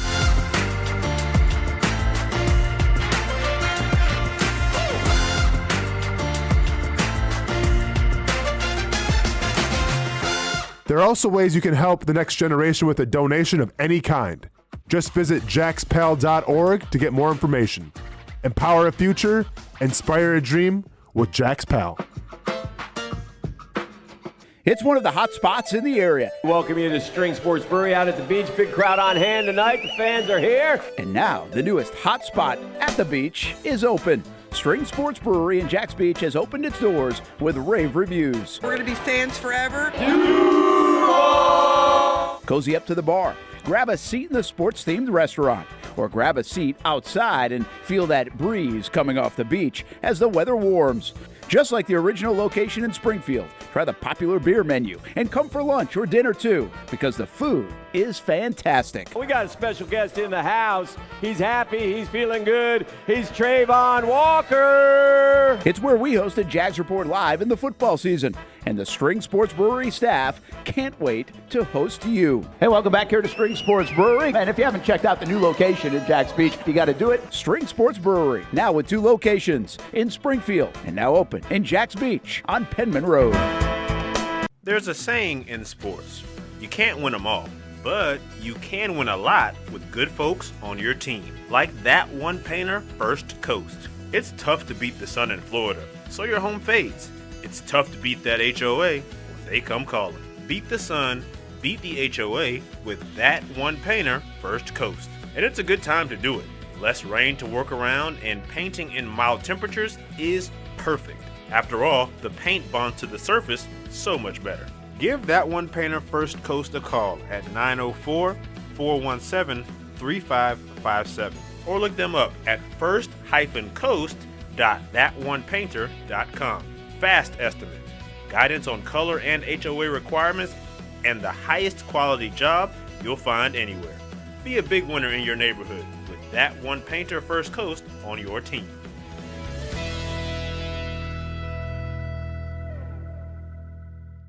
Sun's out, suits out. That's right, it's summertime in Florida, which means it's time to say goodbye to bulking season and hello to shredding season. But if you're like me, you're having a hard time sculpting and shaping those final pounds. That is until I came and saw my friends over at Ponte Vedra Vein and Aesthetics. Right now, everyone is hopping on the Evolve X train, and the only destination is finding your perfect summer body. The technology uses electrical muscle stimulation and radio frequency energy to cause your muscles to contract, all while heating up those deep layers of your skin and tissue to produce collagen and reduce fat. It's like doing 1,000 sit-ups in 30 minutes. No pain, no needles, just results, right? That's right. So leave those winter layers back at the station and come look and feel your best with the team here at Ponte Vedra Vein and Aesthetics. Visit them at one of their 2 locations, either over in Ponte Vedra or on the south side. Welcome back to the Brent and Austin Show, streaming on the Action Sports Jax 24/7 network. Welcome back to the Brent and Austin Show. Brent, you alluded to this during the last segment. College basketball is back. Didn't watch a lot of it last night. Kind of was tuned into the football game, was tuned into a little wrestling. Scrap House every Wednesday, 7 to 8 on the Action Sports Jax 24/7 network. And also, I was tuned into the Milwaukee Bucks. Good to see. Hey, by the way, just to be honest, out of Kempo, the MVP right now. Playing that well? Dude's hitting fadeaway game winners now, Brent. Okay. Now he's adding that to his arsenal. And played the Pacers. Obviously, a little bad blood there from last year when the Pacers bounced off the Bucks. And, you know, whose dad was it? Halliburton's dad. Oh, yeah. Yeah. So Giannis hit the game winner, and then, you know, dude's humble as they come, but you could tell it was an emotional game that meant a lot to him because may have grabbed at something a little bit, a little right there. How you feel about that, Indiana? After the game winner. Okay. Thankfully, though, his brother kind of calmed him down a little bit. And by the way, I mean, I think he has 2 brothers that play on the team. His uncle might be an assistant coach. Like, just calm the Milwaukee out of the Kempos, honestly. But But is there anything more or less important or dramatic in sports than the first couple of weeks of the NBA season? Oh, man, who are you telling? Like Ja Morant right now. I know Ja Morant hates playing basketball. Suspended basketball already. Lost his smile. Yeah. There's trade rumors and everything. Billy Donovan, Chicago. That's a nice story early on, right? It's a great story. Chicago's playing really well right now. Yeah. New Orleans is who we kind of thought they were. I don't think they've won a game yet. They haven't. I don't think so. And it's kind of like it's Zion's make or break year. He lost all that weight. Might want to lose a couple more pounds. Or gain them back. We'll gain them back because they're getting blown out. If you're going to lose, be happy. It's not good. But yeah, college basketball tipped off last night. And you know me, sometimes I always seem to find the back page of the internet. And here's two videos that I wanted to share that I kind of got a chuckle out of a little bit. So let's go to the first one here, Kim, if we got it ready to roll. This is just a cramp, of course, Brian. I know you've been there before. Yeah, it looks like you can actually just see his calf just pulsating right there. That is not just a little cramp; it's a big one. Have you ever seen that before? Boise State, and then they played was it? They lost, actually. They lost to a Division II school. I think it was a school in Hawaii. I think you're right. Yeah. It was a Division II school they lost to. Can we see it one more time? Auburn almost lost to Bethune-Cookman. Listen, this isn't soccer, okay? Like, he's not milking it. The guy's obviously in a little pain. Brian, I know you've been there before. Yeah, it looks like you. Can you give me a second? Hey, by the way, play-by-play guy, we've all been there before. You've never had a cramp? I know. And you're just gonna drag me up like I'm a broom? This actually, I don't bring up my playing days that often, or maybe I do more than I think I do. Yeah. But I'll share a story real quick. Sure. Last game of my junior season. Let's go. which really would have been my sophomore And year. by the way, real quick, that was Hawaii Pacific. Hawaii Pacific. Yeah. They beat them. And they have the exact same logo of Long Island University. And I'm not exaggerating. Look it up. It's Long Island University reincarnated. They use the same thing as Long Island. Literally the same thing. And the radio station in town. Literally, just use AI next time. Sorry, but go ahead, Brent. Yeah. My bad. So, no, I guess it would have been my sophomore year. I got into both games. Like, I hadn't played it much. Sure. But I got into the last, we were out of it, and I had an interim coach at that time. And so I actually really had, like, a heck of a day. Like, I think I had a couple hits, but also walked a bunch. I was on base, like, all the time. Yeah. And second game, I get on base again. I go out to, like, right field to play. Yep. And I cramp up. And, dude, like, I've had cramps at that time. Like, I had some bad cramps when I was playing. Sure. Obviously, didn't know much about. I would eat a banana here or there, but I didn't know all the science behind it. Popcorn salt, man. That's what I had to get at halftime for my high school football games. I mean, we didn't have people advising us what to take. Oh, yeah. Okay? We had an athletic trainer that's things. like, here's some popcorn salt. And I literally I ended up getting cramps in both calves, hamstrings, and couldn't walk off the field. Oh, yeah. I think I carried like one of those carries where like you get two guys and I'm like sitting on their hands. Yeah, you're like this around them. And like I couldn't move. I was locked up. Be honest. Did the crowd cheer for you? No crowd. I was playing at Ashland University. Well, I don't know. I don't really know if there's a crowd. Were your parents there cheering for you at least? No, okay. They don't even show up. I got you. All right, like I don't think I had to worry about the crowd. And I don't remember if the other dugout did. Nice job. You know, like, because everybody gets hurt. Yeah. Like, clap So, it up. yeah. Maybe they did. I don't know. Yeah. But no, I mean that's the thing, because like, all right, like it's a cramp, right? So if you're watching, okay, see, you're watching you on TV right now, right? And I see that, I'm like, okay, well, just roll out, get up. But like, people don't realize that cramps suck, like, man. Just pain. Just I've pure almost got pain. a cramp on like All Access before. Oh, so like because I put my leg up like on the chair stool. And like you feel it coming. Yep. And if I would roll it back, it would be like, Dude, boom, like you move your leg so fast not to get one. Of course. What are you gonna do? Yeah. Like. I'd be writhing in pain live on the set. If you feel it coming, there's like that moment of panic where it's like, oh no, what, like, and you have a split-second decision to try to either like alleviate it or it makes it worse. Yeah, man, scary stuff. And you feel like if you just like push your leg out, if it's a hamstring one and you push your leg out, you feel like something's gonna snap. Of course. Yeah. Dude, hey, you're preaching to the choir here. All right. They're awful. So next one. That was great though. I didn't get carried off like that for the record. So yeah. So this next one was at I believe it was at a private school, a lower D-level college, or like D2, D3 in Syracuse. Remember we had the conversation of would you rather get dunked on, get hit in the ribs? Oh yeah. Or what was the other one? Mike Tyson hitting the ribs, or go over the middle with like a safety.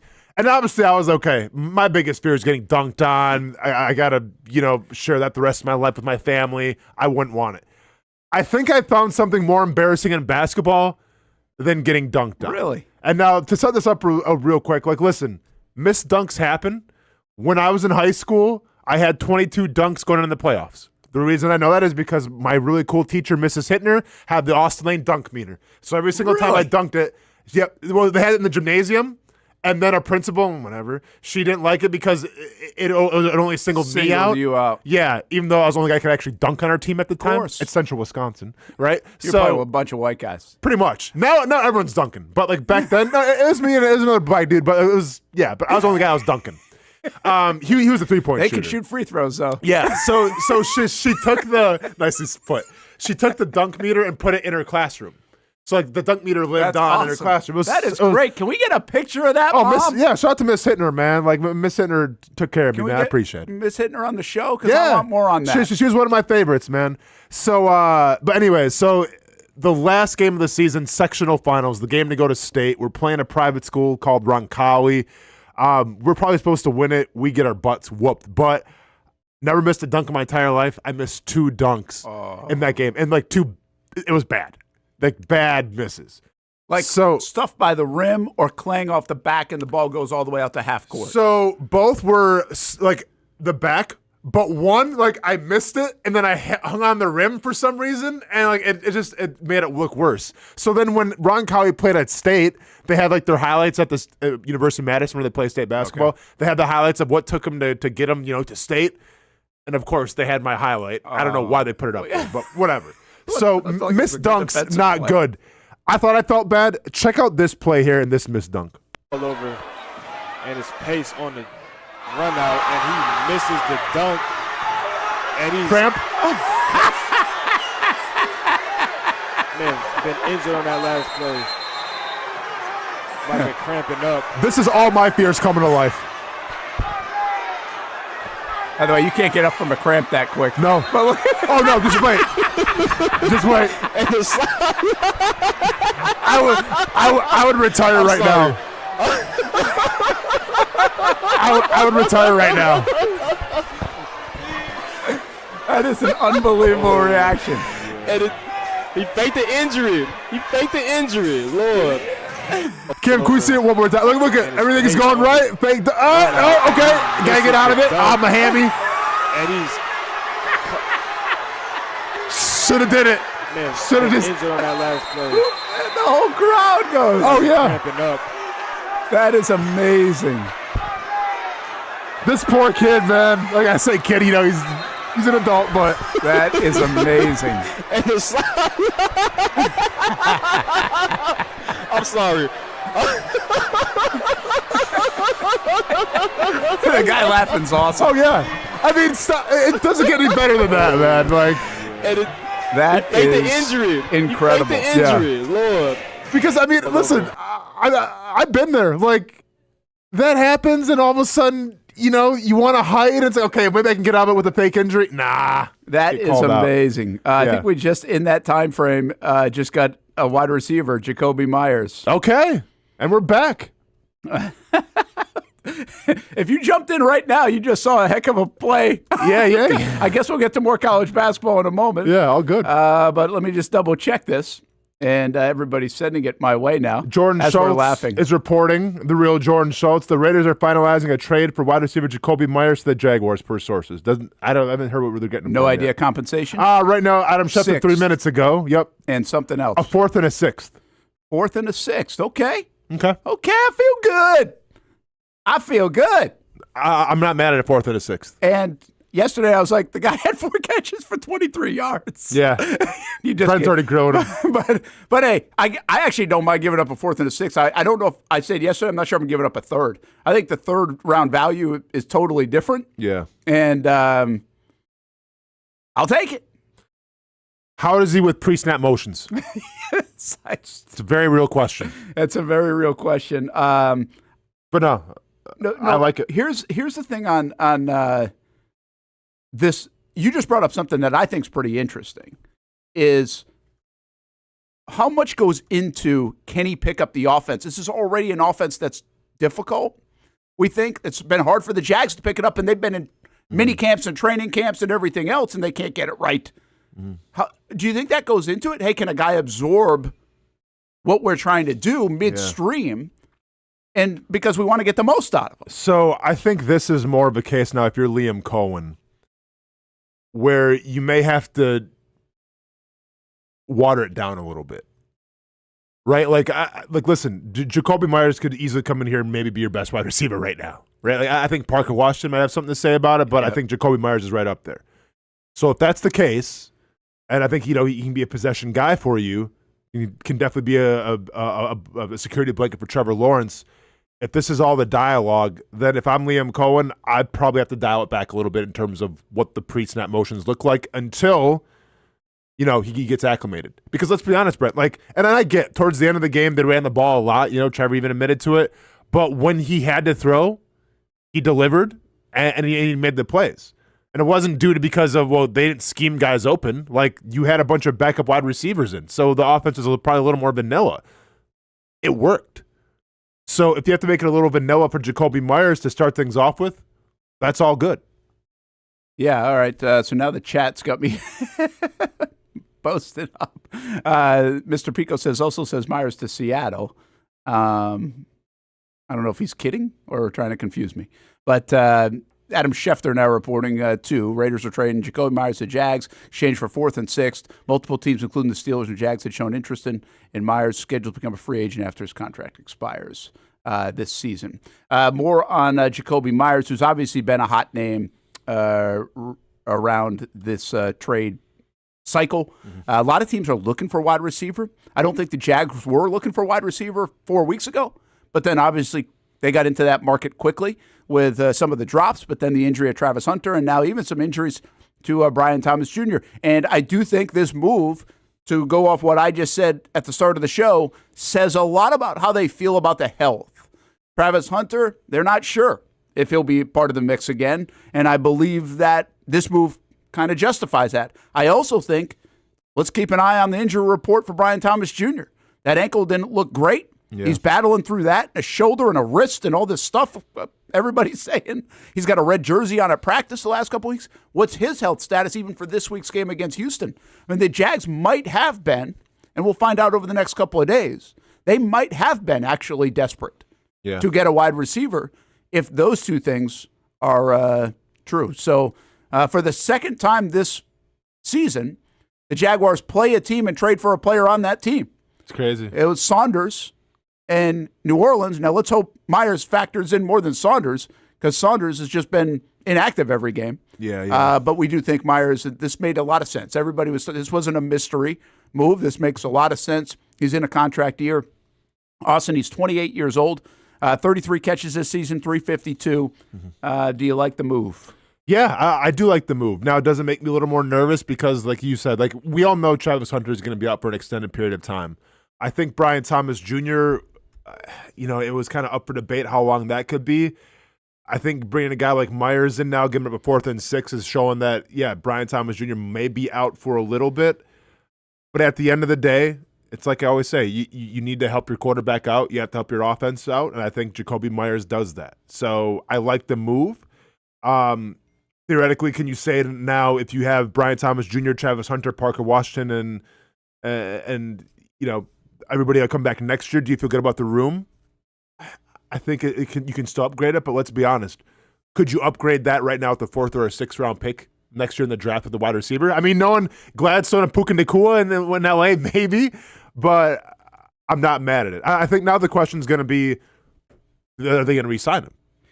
And we can get to that part later. This is a now move, to your point. This is a now move. That could become a 28-year-old receiver. I think they want to be more on that 25-year-old receiver. This also says to me that maybe some of those reports out there of them trying to get Dobbs they were true, but couldn't land him. Green Bay, too expensive, you name it. So I think this is a more moderate move. But the difference between Dobbs, he's 25-year-old too. So if you could get him, now you're like, okay, I'll give something up because we could re-sign. And now you've got a bunch of these guys. De'Ami Brown's going to be a free agent. Tim Patrick's obviously not going to be around here for a long time, you wouldn't think.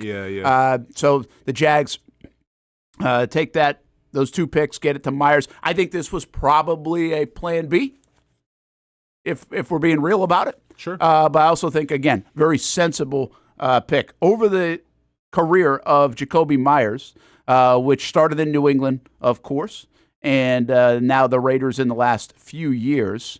I think he went over there was McDaniels the coach of the Raiders? Might have been, yeah. That makes sense. Is that who was coaching before? Yeah. Yeah. And so probably went over in that. The receptions, his career high is 87. Last year, 1,000-yard guy. Last year. Prior to that, 71, 67, 83 in 2021 in New England. So he's had some really nice years. He's not a 16 per catch guy. He's more of an 11, 10-yard catch guy. He becomes hopefully a little bit more sure-handed for the Jacksonville Jaguars. And look at this stat, and I thought I saw that stat recently. 0% drop rate last year. Yeah. They wanted somebody who can catch the football on 3rd down, on a big spot. And that's been a little bit inconsistent. That's been obvious. It's not a knock that these guys can't do it already in Jacksonville, but based on injuries and drops, this helps both of those causes. And also one more thing, and let's knock on wood for it, he's been a durable player. 15 games, 14 games, 17 games, 14 games, 16 games, 15 games. He's played in every game this year. So Jacoby Myers to Jacksonville in a trade that we now can confirm as well, by the way. 4th and a 6th round pick for the Jacksonville Jaguars. They now have 11 picks in next year's draft, but they had capital. Get rid of the 6th round picks. I already like it. So interesting comment just a minute ago from Jordan Schultz. Jaguars had 13 picks entering today. They're going to be more aggressive, and they targeted Jacoby Myers before this. They targeted Jacoby Myers before the season when he requested a trade, and now they get their guy. Interesting. So they're interested in him, before the season even started. So there's a bunch of information out there this week that Sunday. So Adam Baselli knows Myers from the college days, and so Myers was talking to Baselli before the game. Adam Baselli, Tony Baselli's son, who played at NC State. Okay. And that's where Myers played. Okay. So they know each other from their playing days. And so there was a report, I think from Mike Silver had put this out, that Myers was talking to Baselli before the game. Now, people will loop that in to say, oh, hey, Jags are interested. Well, the point here is Baselli knows Jacoby Myers a bit too. Mm-hmm. So there's a comfort there in that background. Yep. And just thought that was an interesting note. That there's a relationship that goes back that way. And maybe more reason why, to Schultz's point, the Jags could have been interested in his skill set, had their eyes on him even before the season started. Did it say exactly when before the season started? Was that in March, or was that more like in August?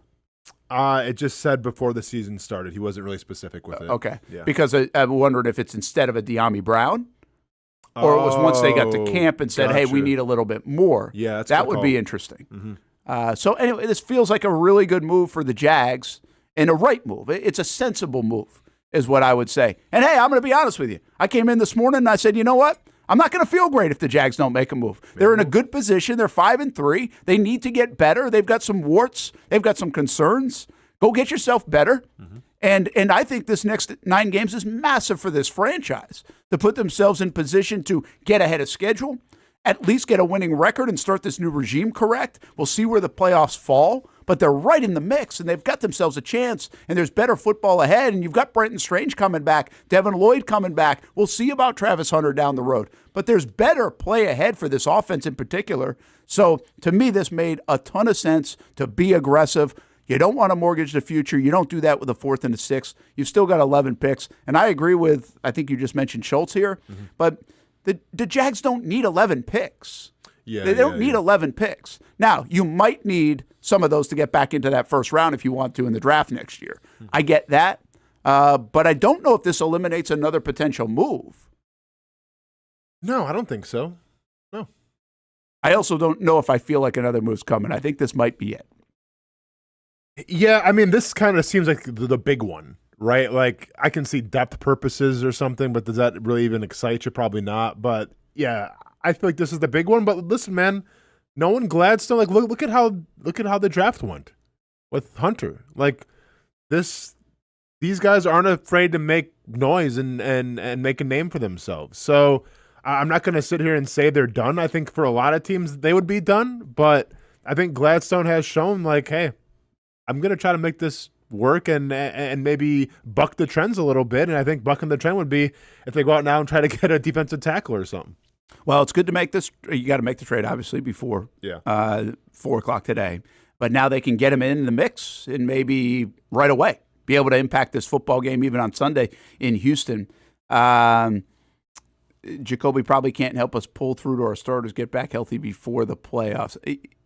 Probably can help us pull through to our start. Yeah, I think there's some buy-in, some time here, but I also believe they really want to have him back. And let's see. Ian Rappaport just said Travis Hunter is not expected to be out long-term and will be back this season. Fair enough.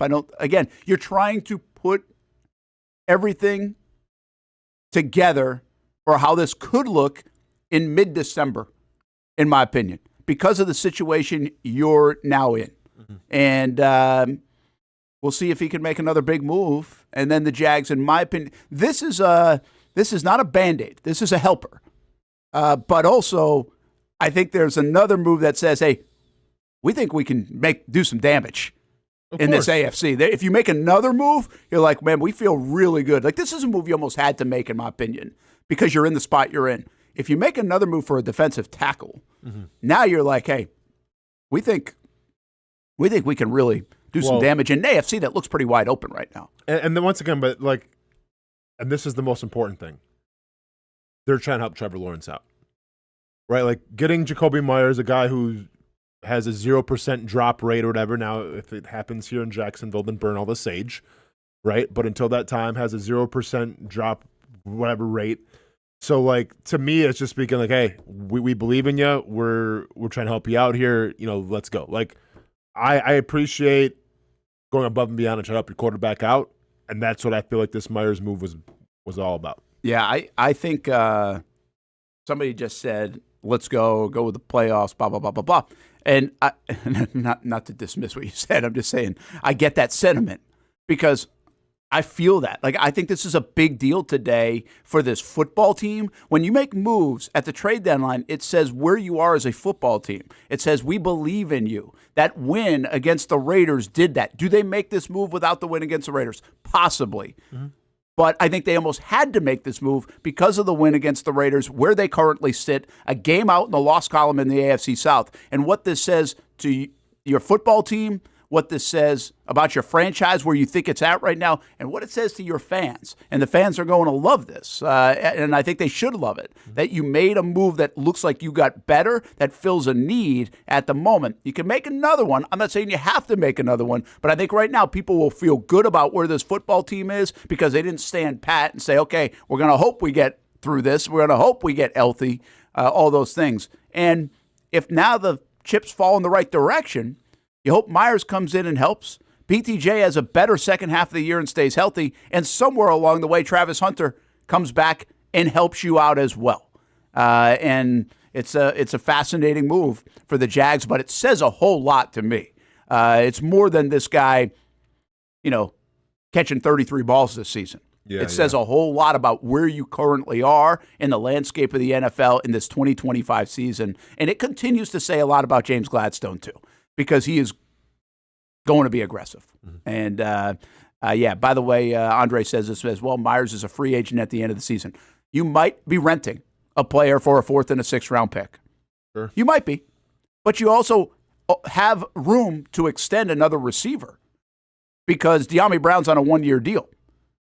And, you've got other guys under contract like Parker Washington, Brian Thomas Jr., and Travis Hunter.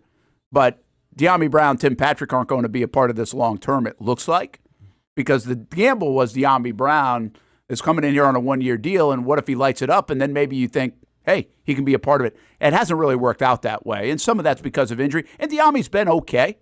He's been fine. He hasn't been unbelievable, though. Yeah. This hasn't turned into the Evan Ingram year where he signs the 1-year deal and it's like, oh, well, you got to sign him again. It hasn't turned into that. Yep. So the Jags may be already planning on this one for down the road. And if they were looking at him before the season, that means they were thinking that way anyway, that this could be a guy that we land as a little veteran presence to our room at 28 years old, still has some good football left at 28, 29, 30 years old. So a lot to like here for the Jags, and we'll see how much it helps this football team in the immediate and for a little bit to come. Let's take a break. Brent Austen Show, Action Sports Jax 24/7 Network. Big news, trade alert for the Jacksonville Jaguars. It feels good, doesn't it? The Jags making moves. The Jags in a good position. Will they make another one? And what the Jacoby Myers move means for Trevor Lawrence and this offense going forward here in Jacksonville at 5-3. We'll be right back.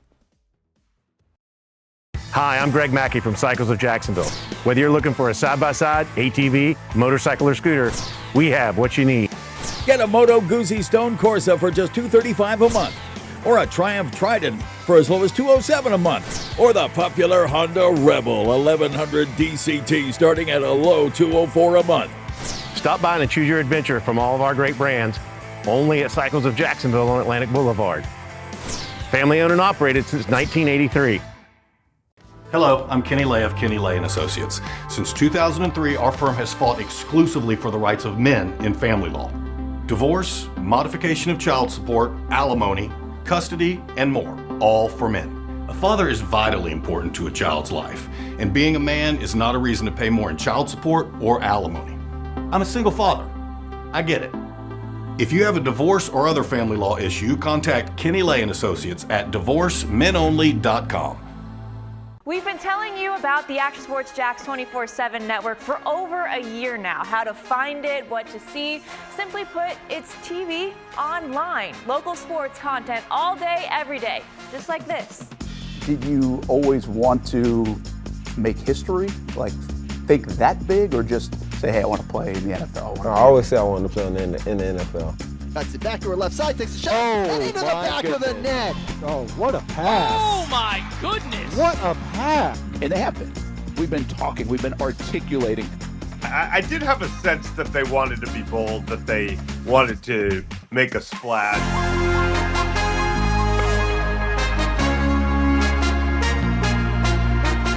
It's content you won't find on TV. Find it on actionsportsjax.com and just sit back and watch local sports all day on the Action Sports Jax 24/7 network. How do we make Mason's famous lobster rolls? It's simple. We get up before dawn, head into the open waters of Maine, haul in our traps by hand, and send only the best straight to our restaurants, where we add warm butter or chilled mayo with a squeeze of lemon and pile it on a toasted split-top roll, just like it's been done for nearly a century. That's the recipe for Mason's famous lobster rolls.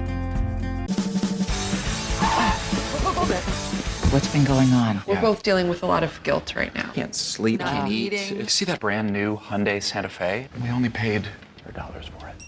Looks like we're out of time. Breathing exercises. Inhale, exhale. Enjoy the new car.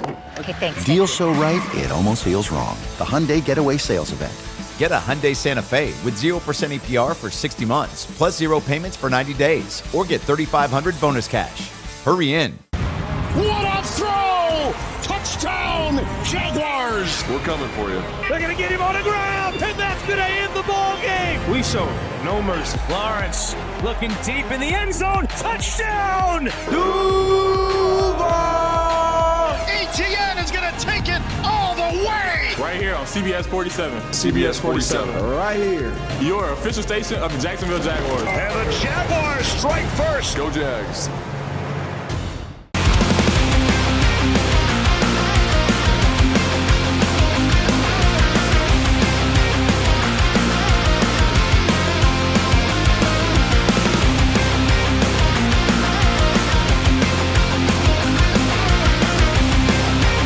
You have the opportunity to explore what you might want to do with your life. There's so many opportunities here that it can spark interest that you didn't even know you had.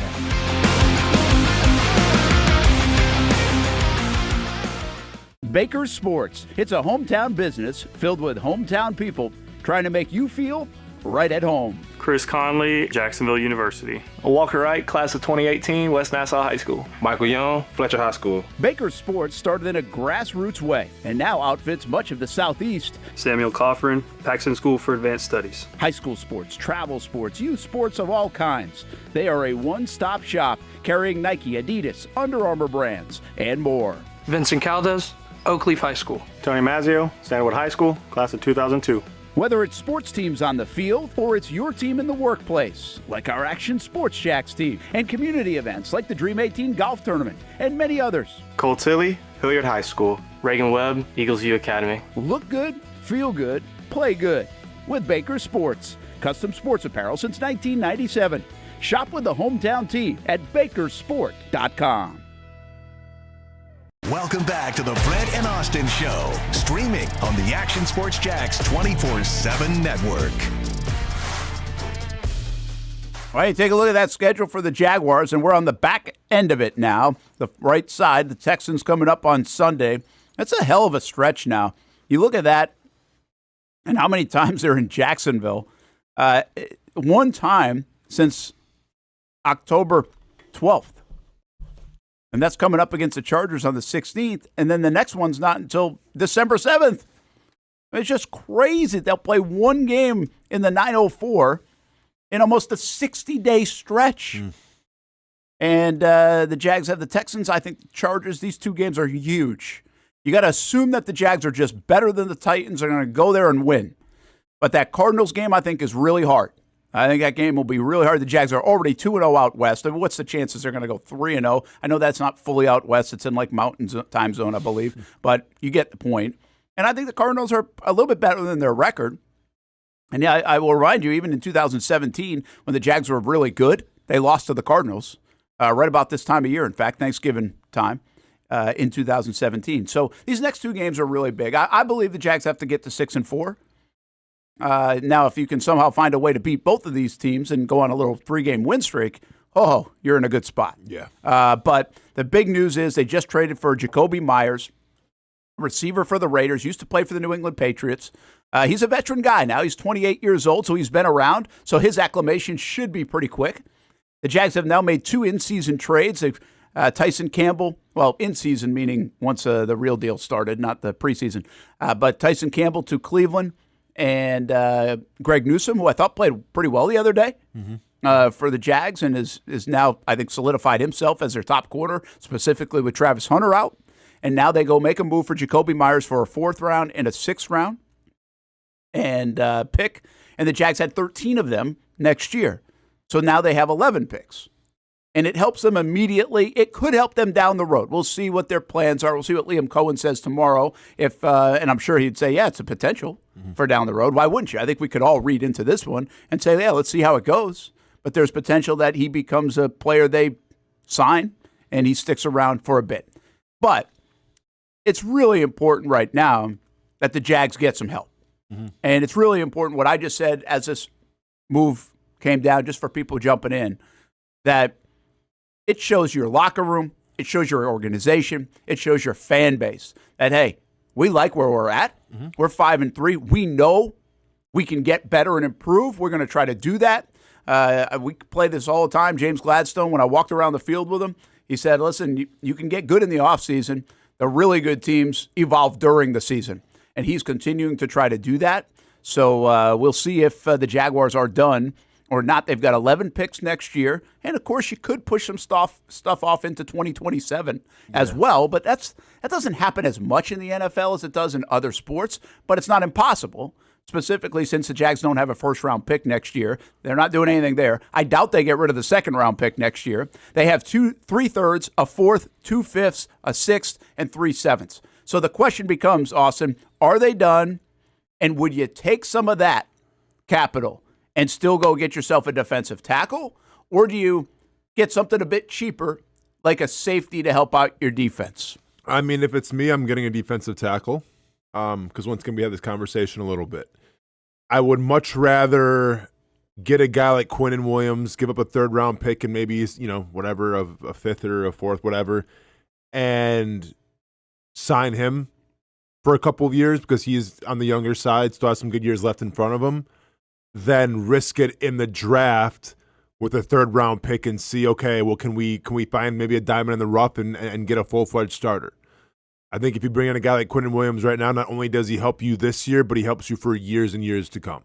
So I like to see, a move of that caliber on defense. Now, it has to make sense. The Jets have to play ball, and we don't know if they're going to or not. But that's what I'd like to see happen in a perfect world. Yeah, I do too. I get really excited if you go get Quinnen Williams. I just saw Asante Samuel, somebody mentioned too, safety. Yeah, I don't know. There's a lot out there in safety. The Browns released safety yesterday. Yeah. KZ, right? Yeah, I think so. Is that what it was? Did I see that right? And I think because he wanted to be released, he wants to obviously go play with somebody who's got a chance. So yeah, DeMonte Casey, he's a veteran guy. Could they go pick him up? Could that be something they do? Asante Samuel Jr., I don't really see that happen. I guess he's healthy now, so that's why he's available. I don't know. I'm with you. If you want to get me excited, you go make a run at a guy like Quinnen Williams if he's available. Yeah, but that move has got to, and once again, I can't remember what the contract looks like, but that's going to be made where you're going to have to pay him, I think, right? Because is he on his last year of his deal? Let me double check. See, he's 27 years old. Why Jacoby Myers? And I get, okay, so you gave up a 3rd and a 5th for Jacoby Myers? 4th and 6th. Sorry, 4th and 6th, way off.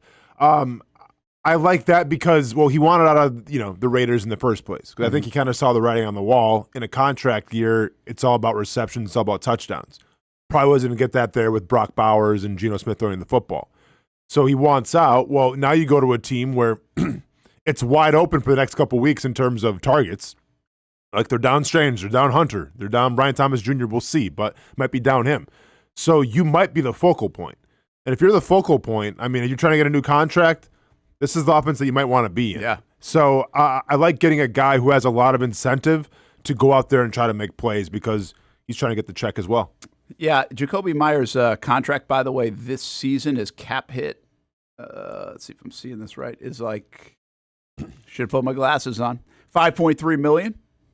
So you're only paying for like half that right now. So this is pretty affordable. Mm-hmm. To your point about Quinnen Williams, his current cap hit is $21.5 million in 25, which means you'd be taking on a good amount of money if you did that. Mm-hmm. So. Next year, he's got a $26 million cap hit. Okay. And then he's got a potential out after that in 27. And then he's like a $30 million cap hit in 2027. So he's got a couple. I mean, if you trade for him, you've got him for if you want, you've got him for the next 2 years at $26 million and $30 million, at least under this deal, like the way it's structured right now. And you know, for if the guy gives you really good stuff, that price tag actually for those positions isn't bad anymore, you know? Mm-hmm. So I think,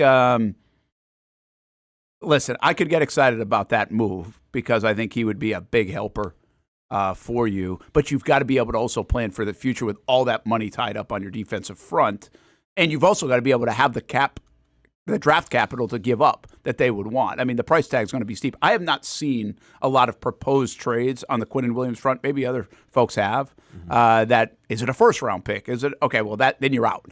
Is it a second round pick? Well, you're out next year. Will they take one in 27, or will they take a couple of thirds in a fifth or something like that? You know, I don't know. I'm not good at that game. I've never said I am good at that game. Yeah. What do you want to bring his brother back as well? Yeah, I don't think so. I don't think you need to do that. I was joking. But it would be pretty wild that you drafted Quincy and you end up with Quinnen. I do think that's not lost on me. Yeah. At all. So that's the latest. And now you see what happens in the next 4 hours. The Jags have until 4 o'clock with this trade deadline. Is anything else happening around the National Football League when it comes to trades? It's been pretty quiet, right? Dallas. There's rumors of Nick Chubb. Maybe going to a couple spots, but it's just rumors right now. Wow, what's his value? Not much. Yeah, I'm sorry, not Nick Chubb. My bad. Bradley Chubb. Oh, Bradley Chubb. Yeah, yeah. Trey Hendrickson. Yeah. Yeah. Well, I don't think that's he's not coming here. So yeah. Trey Hendrickson's out there. Bradley Chubb has been rumored to. I think when Dallas was starting to talk, they were both rumored on the Dallas front to get some edge help. Yeah. Which is, I mean, what do you think it's going to cost to get Trey Hendrickson? I think they said it's going to be a 1, which is ridiculous. So then Dallas is going to trade their 1 for Trey Hendrickson when you let a much younger, more versatile Micah Parsons go to the Packers. I will laugh if that's the case. Well, it doesn't make sense because it's a rental too. Yeah, you have to give him a new contract. You have to give him a new contract too, unless you want a franchise. Now he'd be cheaper than Parsons' deal, and you did get a first-round pick out, even if you give one of them up. Mm-hmm. But I just don't see anybody giving up a 1 for Hendrickson at this stage. You got a half a season left with him, and by the way, he's been banged up. Yeah, I've been seeing this name floating around a lot. Is Christian Wilkins worth taking a flyer on instead of making a trade? Why does it feel like he's untouchable? Yeah, like listen, if you've heard no smoke at all of teams being interested and the Raiders let him go, I get Liam Cohen right now and regime have a pretty good atmosphere going on. I don't know if I would try to contaminate it with Christian Wilkins. Like, that's one guy where it scares me that he can mess up your entire locker room. Yeah, I think there has been no smoke to anybody on Christian Wilkins, which is a giant red flag. A huge red flag. Yeah. I Am Preacher Man says, listen, I'm not a cap guru, but if I were you, I Am Preacher Man, I would have said, where does this leave our cap? 6-7 million?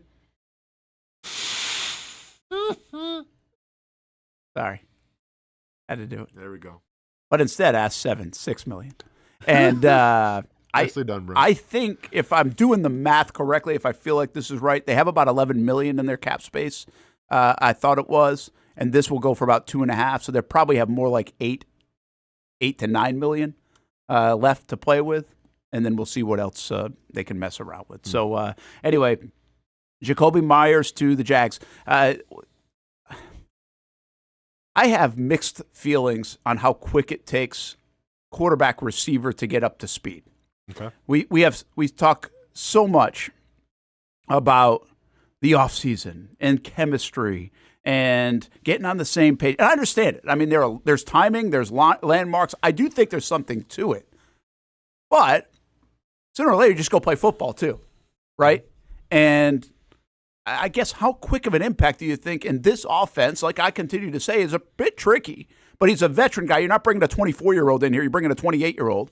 And then that relationship with Trevor, I mean, like how much will Myers make a difference in the next couple of weeks versus maybe a month from now? If you look at Newsome, it was a slow start, and I think he's starting to get his sea legs under him here, and find himself in Jacksonville. That's what it looked like the other day.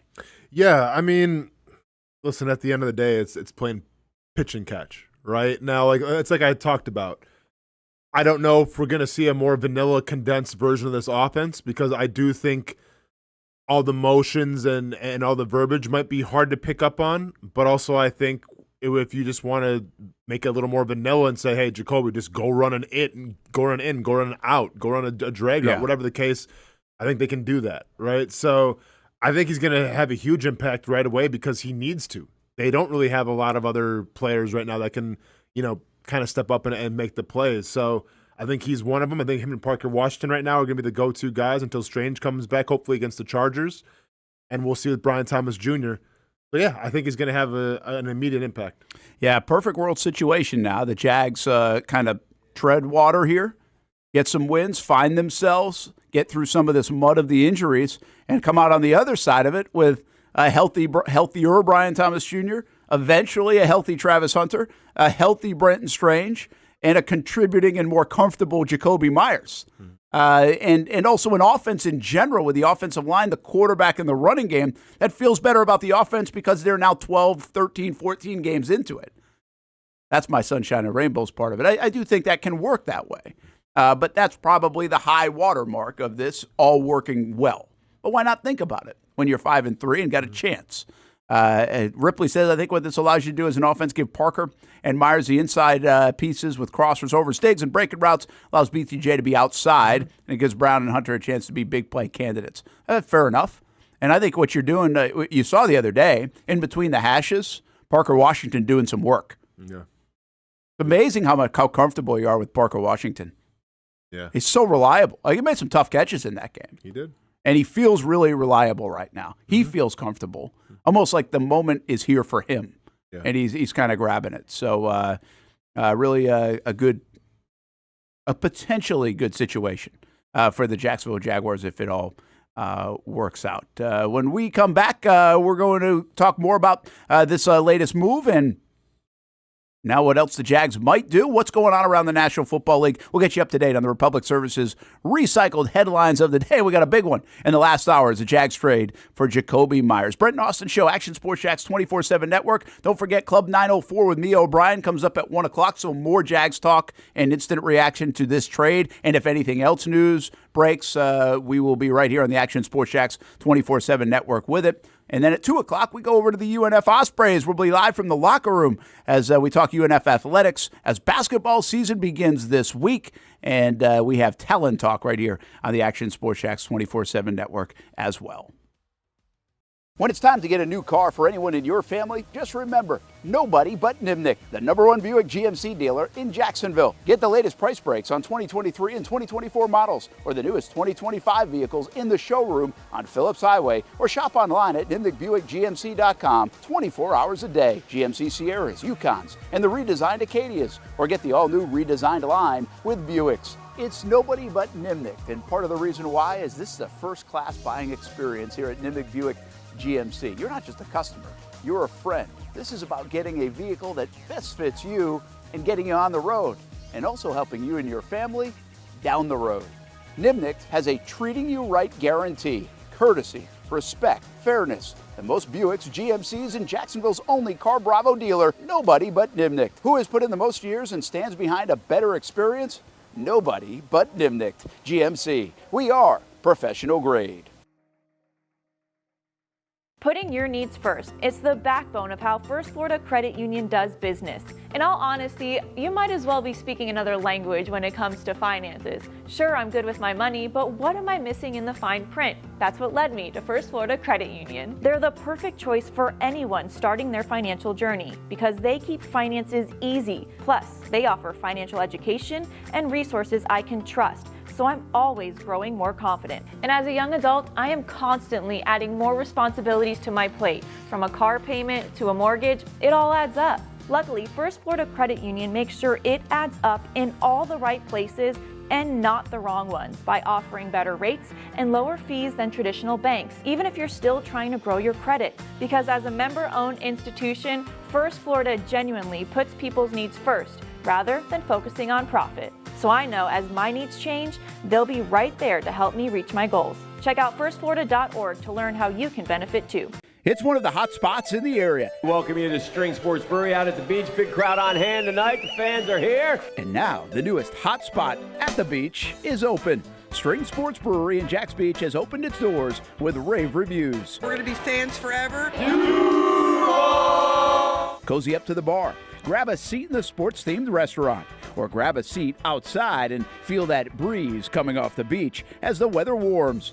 Just like the original location in Springfield, try the popular beer menu and come for lunch or dinner too, because the food is fantastic. We got a special guest in the house. He's happy. He's feeling good. He's Trayvon Walker. It's where we hosted Jags Report Live in the football season, and the String Sports Brewery staff can't wait to host you. Hey, welcome back here to String Sports Brewery. And if you haven't checked out the new location in Jax Beach, you got to do it. String Sports Brewery, now with 2 locations in Springfield and now open in Jax Beach on Penman Road.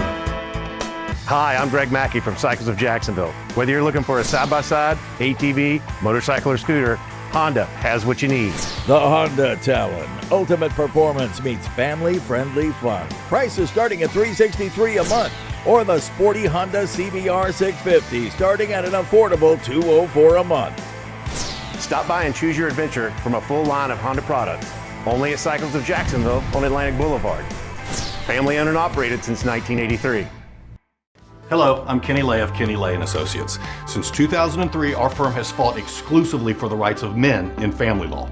Divorce, modification of child support, alimony, custody, and more, all for men. A father is vitally important to a child's life, and being a man is not a reason to pay more in child support or alimony. I'm a single father. I get it. If you have a divorce or other family law issue, contact Kenny Lay & Associates at divorcemenonly.com. CGC Water Treatment and Plumbing is taking their 75-plus years of expertise and expanding to CGC Home Services. Water treatment and plumbing is still a big part of what they do, and now they can do even more for you. Home services like kitchen and bathroom remodeling, showers, sinks, faucets, toilet repair, backflow testing, and the list keeps going. Find all they can do at cgchomeservices.com or give them a call, 904-298-7052.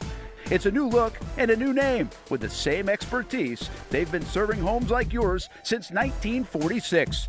CGC Home Services, right here in Jacksonville off St. John's Bluff Road, 904-298-7052.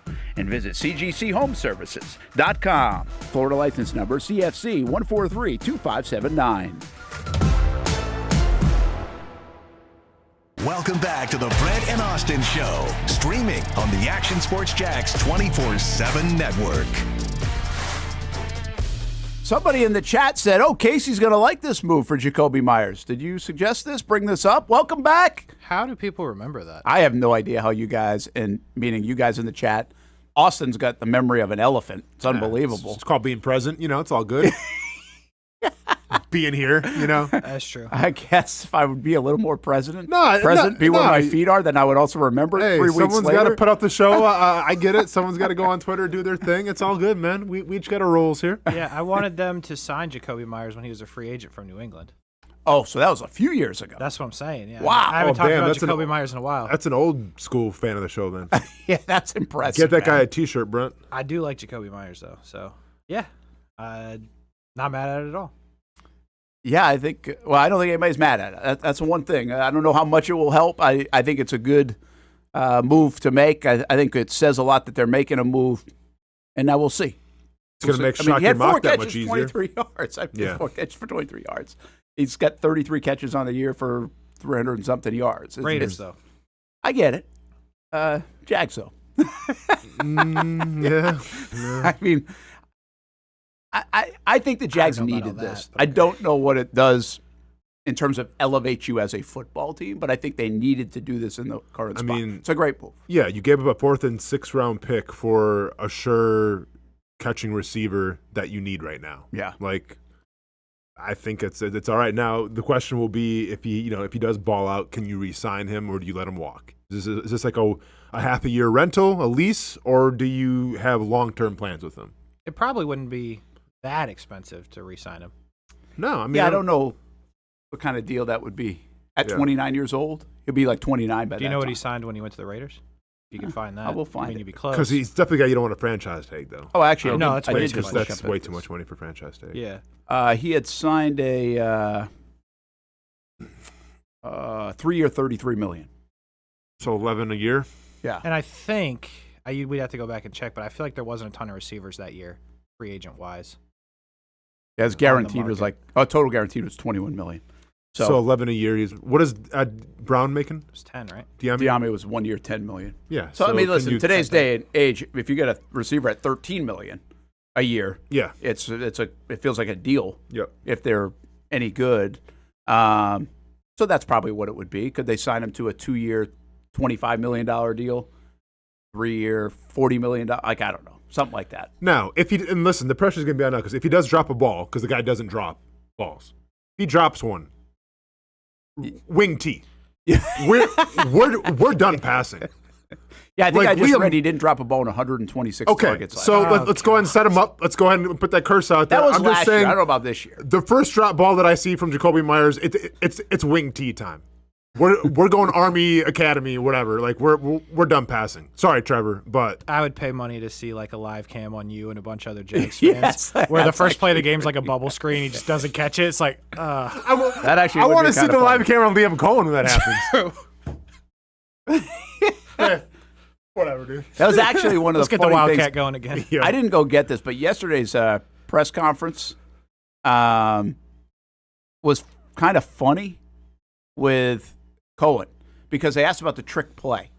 Oh, yeah. And the trick play that really, I thought Trevor made an unbelievable play on it. That would have been a disaster where he's the short hop throw from ETN. Oh, yeah. You know? I thought you meant to throw. I'm like, maybe don't throw it in double coverage, but Yeah. I know. I think he just got it and I mean, he almost had it, too. Like, it. the guy knocks it out of Brian Thomas Jr.'s hands, but... Some would argue that he could have caught it, should have caught it. Strong hands. Okay, Brian. Good defensive play. It's a pretty good defensive play. But I get why. Like I've heard that too. Like this is where I think people are crazy on the Trevor front. That wasn't a drop by Brian Thomas Jr. No, it wasn't a drop. No. But some people do make contested catches. Okay. Justin Jefferson catch that ball? I don't think a lot of people are catching that. Like, I mean, he was doubled, right? It's way up here. You think he got knocked out? To tuck it. Yeah, it's right here. And someone knocked it out. Like. Yeah. But I also don't get why wouldn't you throw it? Yeah. You first of all, you just avoided disaster by picking up the ball and actually catching it. One that skipped off the turf. I don't even think he looked downfield. I think he just took it and chucked it. Yeah. Well, I don't think he did look downfield because there was double coverage. Yeah. So. Yeah. But the play design is the play design. I mean, I don't know if a trick play. This would be something interesting to ask. I don't know if on a trick play like that is you actually look down and diagnose what's down there. Yeah, I don't. Now, if everything's on time, maybe you do because you're all alone. Sure. So then you just eat it, throw it out of bounds. Yeah, I don't know what their rule is on something like that. Well, and I feel like with plays like that, there's not really a fail-safe. There's not a plan B. There's not a plan B. You're either run, throw it out of bounds. Throw it to double coverage or throw it out of bounds. Yeah. So I'd be interested to ask that. Mm-hmm. But anyway, the thing I was getting at is Cohen, when asked about it, he just kind of is like, par for the course for us.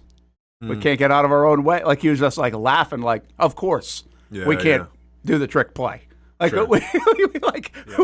we practice it, and we can't execute it because us. Like, he was really like, he feels like this team can't get out of its own way. Like, if you go back and watch that soundbite, he's just like laughing. But like, what are we supposed to do? We practice this thing. It looks fine. You get the game. The guy throws a short hop back there like he's never thrown a football before. But that didn't matter, though. That's what I was going to say. Like, the problem was Brian Thomas Jr. didn't sell it. Like, Brian Thomas Jr. was supposed to hunker down like it's going to be just like a short pass and block and then keep running. He didn't do that. He never did. He so just went. That's why you literally had two guys in Brian Thomas Jr.'s pocket. Like, the throw didn't matter from ETN. Like, yeah, it was a nice play by Trevor to salvage it. Well, I think he was poking fun at the play, though. Like, that's what he's like, we can't even complete the pass backwards. We throw like a ball that's like in the dirt. Yeah. But even if the pass was complete, it wouldn't have mattered. Yeah. It I'm might just have been giving an you the interception. perspective of Cohen. I got you. Where he's laughing at himself. Where, by the way, there are other plays in the game. On the game-winning, not the game-winning, the Tootin touchdown, Hunter Long runs into Trevor.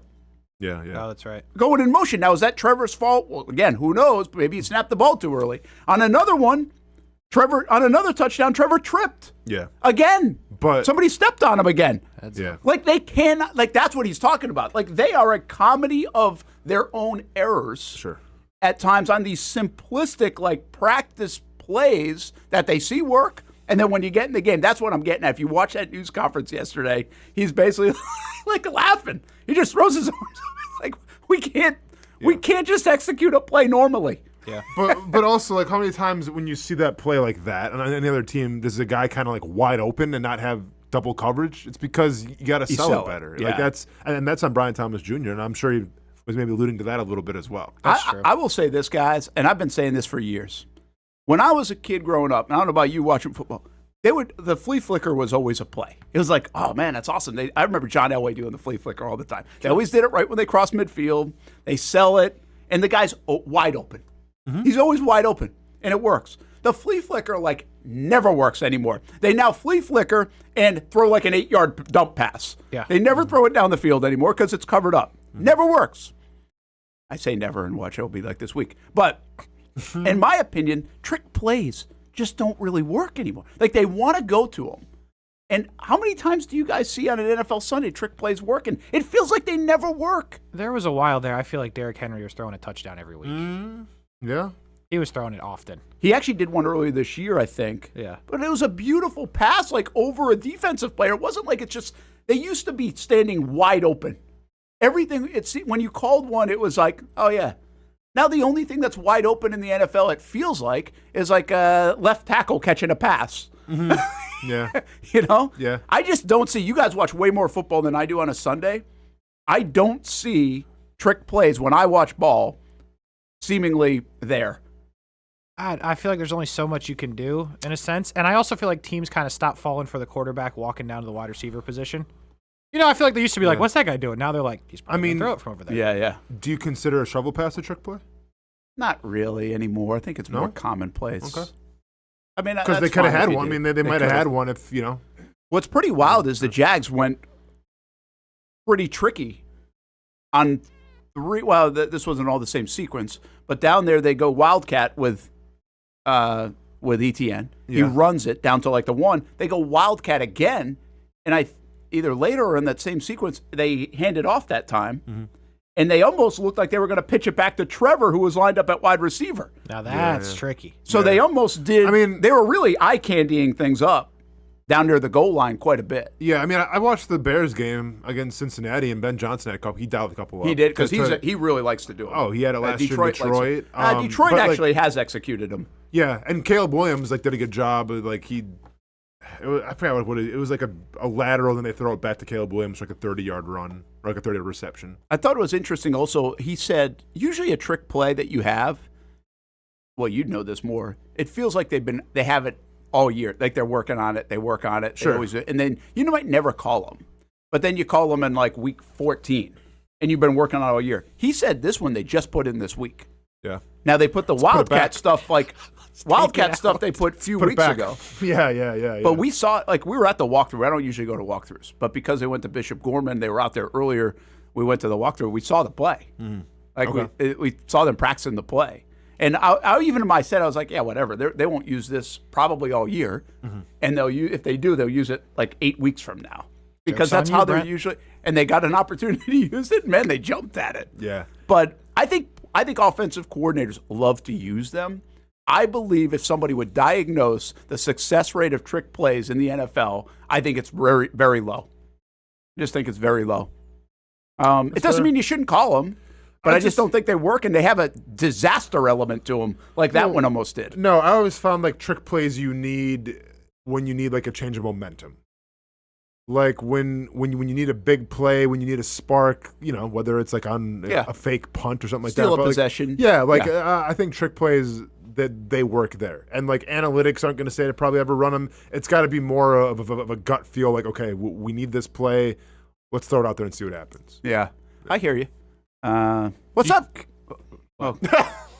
I was going to ask him about the Bears. Oh, go ahead. You watched the Bears game? I did. Where the hell was Roma Dunze, bro? His dad's asking the same thing. Did he even get targets? This is the wild. So they try to give him the ball a little bit. I don't know if the Bengals try to take him away, but I wasn't watching the Bears game for that. But I did say to myself, this guy's supposed to be like DJ Moore forgot about you. Right, like Keenan Allen had fun in the loss. He was supposed to be the guy, and he wasn't really the guy that game. But also, Caleb Williams was also running for 200 yards. That's kind of what he does now as well. So I can't explain to you how I lost fantasy by 2 points. Rome put up 0. So he put up 0. If my guy would have had one in a catch for 11 yards, output, he did not catch a ball. That is amazing. Bad. Also, shout out to Joe Flacco, who had over 400 yards, I believe. 470, career high. 470. How old is he? 39. Wow. Which also goes to show that anybody can throw to those two guys. Yeah, except Jake Browning, apparently. Well, he did for a bit. Got only benched. Against the Jags. Yeah, only against the Jags. Yeah. Hey, I won't change this conversation yet because there's other news out in the last hour from Ian Rappaport that says Travis Hunter will be back. He's adamant in his reporting that Travis Hunter will be back. So that's a pretty interesting development, too, that I think we wondered even this morning on the show I did, that would we even know? Is this going to be a lot of gray area throughout the rest of the season on him? The report, was it Schefter's report that said, if they continue to win, yesterday, he'll be involved, which I guess makes some sense. Well, this report from Rappaport is more like, no, they feel pretty good that he's going to get back in the mix at some point. So, well, that's significant. The Jags could now end up with, if everybody stays healthy, Brian Thomas Jr., Travis Hunter, Jacoby Myers, Brenton Strange coming back. Yeah. Their offensive line is deep, even if Ezra Cleveland got banged up. Obviously, you got to keep the QB healthy, and the running backs are all contributing. Now, can they get to mid-December? That's my time frame to get Travis Hunter back on the field, and this thing still looks the way it is supposed to look. With the addition of Myers, could be interesting. Yeah, that would be obviously a good thing. Someone's not going to get to play, whether that be De'Ami Brown or Jacoby Myers, and I guess Parker Washington in that scenario. Hey, we appreciate you, against the Raiders, but we'll see you next year type thing. So preseason darling, and then we'll see you back to the depth. He'll be the guy in his career that's always trying to be replaced, and then he fights him off. It feels that way. I'll be interesting to see if he does get back how they manage that, because you would think if they're in a position and they're still winning, then guys like Jacoby Myers have done a lot of good for you. But obviously you have to have Travis Hunter on the field if he's healthy. So it'll be interesting to see how Cohen manages it. Yeah, it's really good news though if there's even reporting out there from Rappaport. And I can tell you, he's been trying like heck to get the answer on that one. No, I feel like we all have. And obviously the question is going to be then, too, is will he play primarily offense? Will it be more of a 50-50 split? Do you ease him back? It's not just a player coming back from an injury. It's a player coming back to two positions that plays out of getting 10 targets a game and reception. So I don't know. Yeah, that's. We should have a doctor on the show to ask him. Especially the guy that really knows. Well, just saying. You guys keep working that. Been working that one for a while. I mean, he essentially autographed my knee a couple weeks ago, like a month ago. Can we get him in here? Can you work something out, please? Yeah, but the problem with Dr. Kaplan, if you got him in there, he can't answer that question. Oh, he can blink and tell us. He can blink.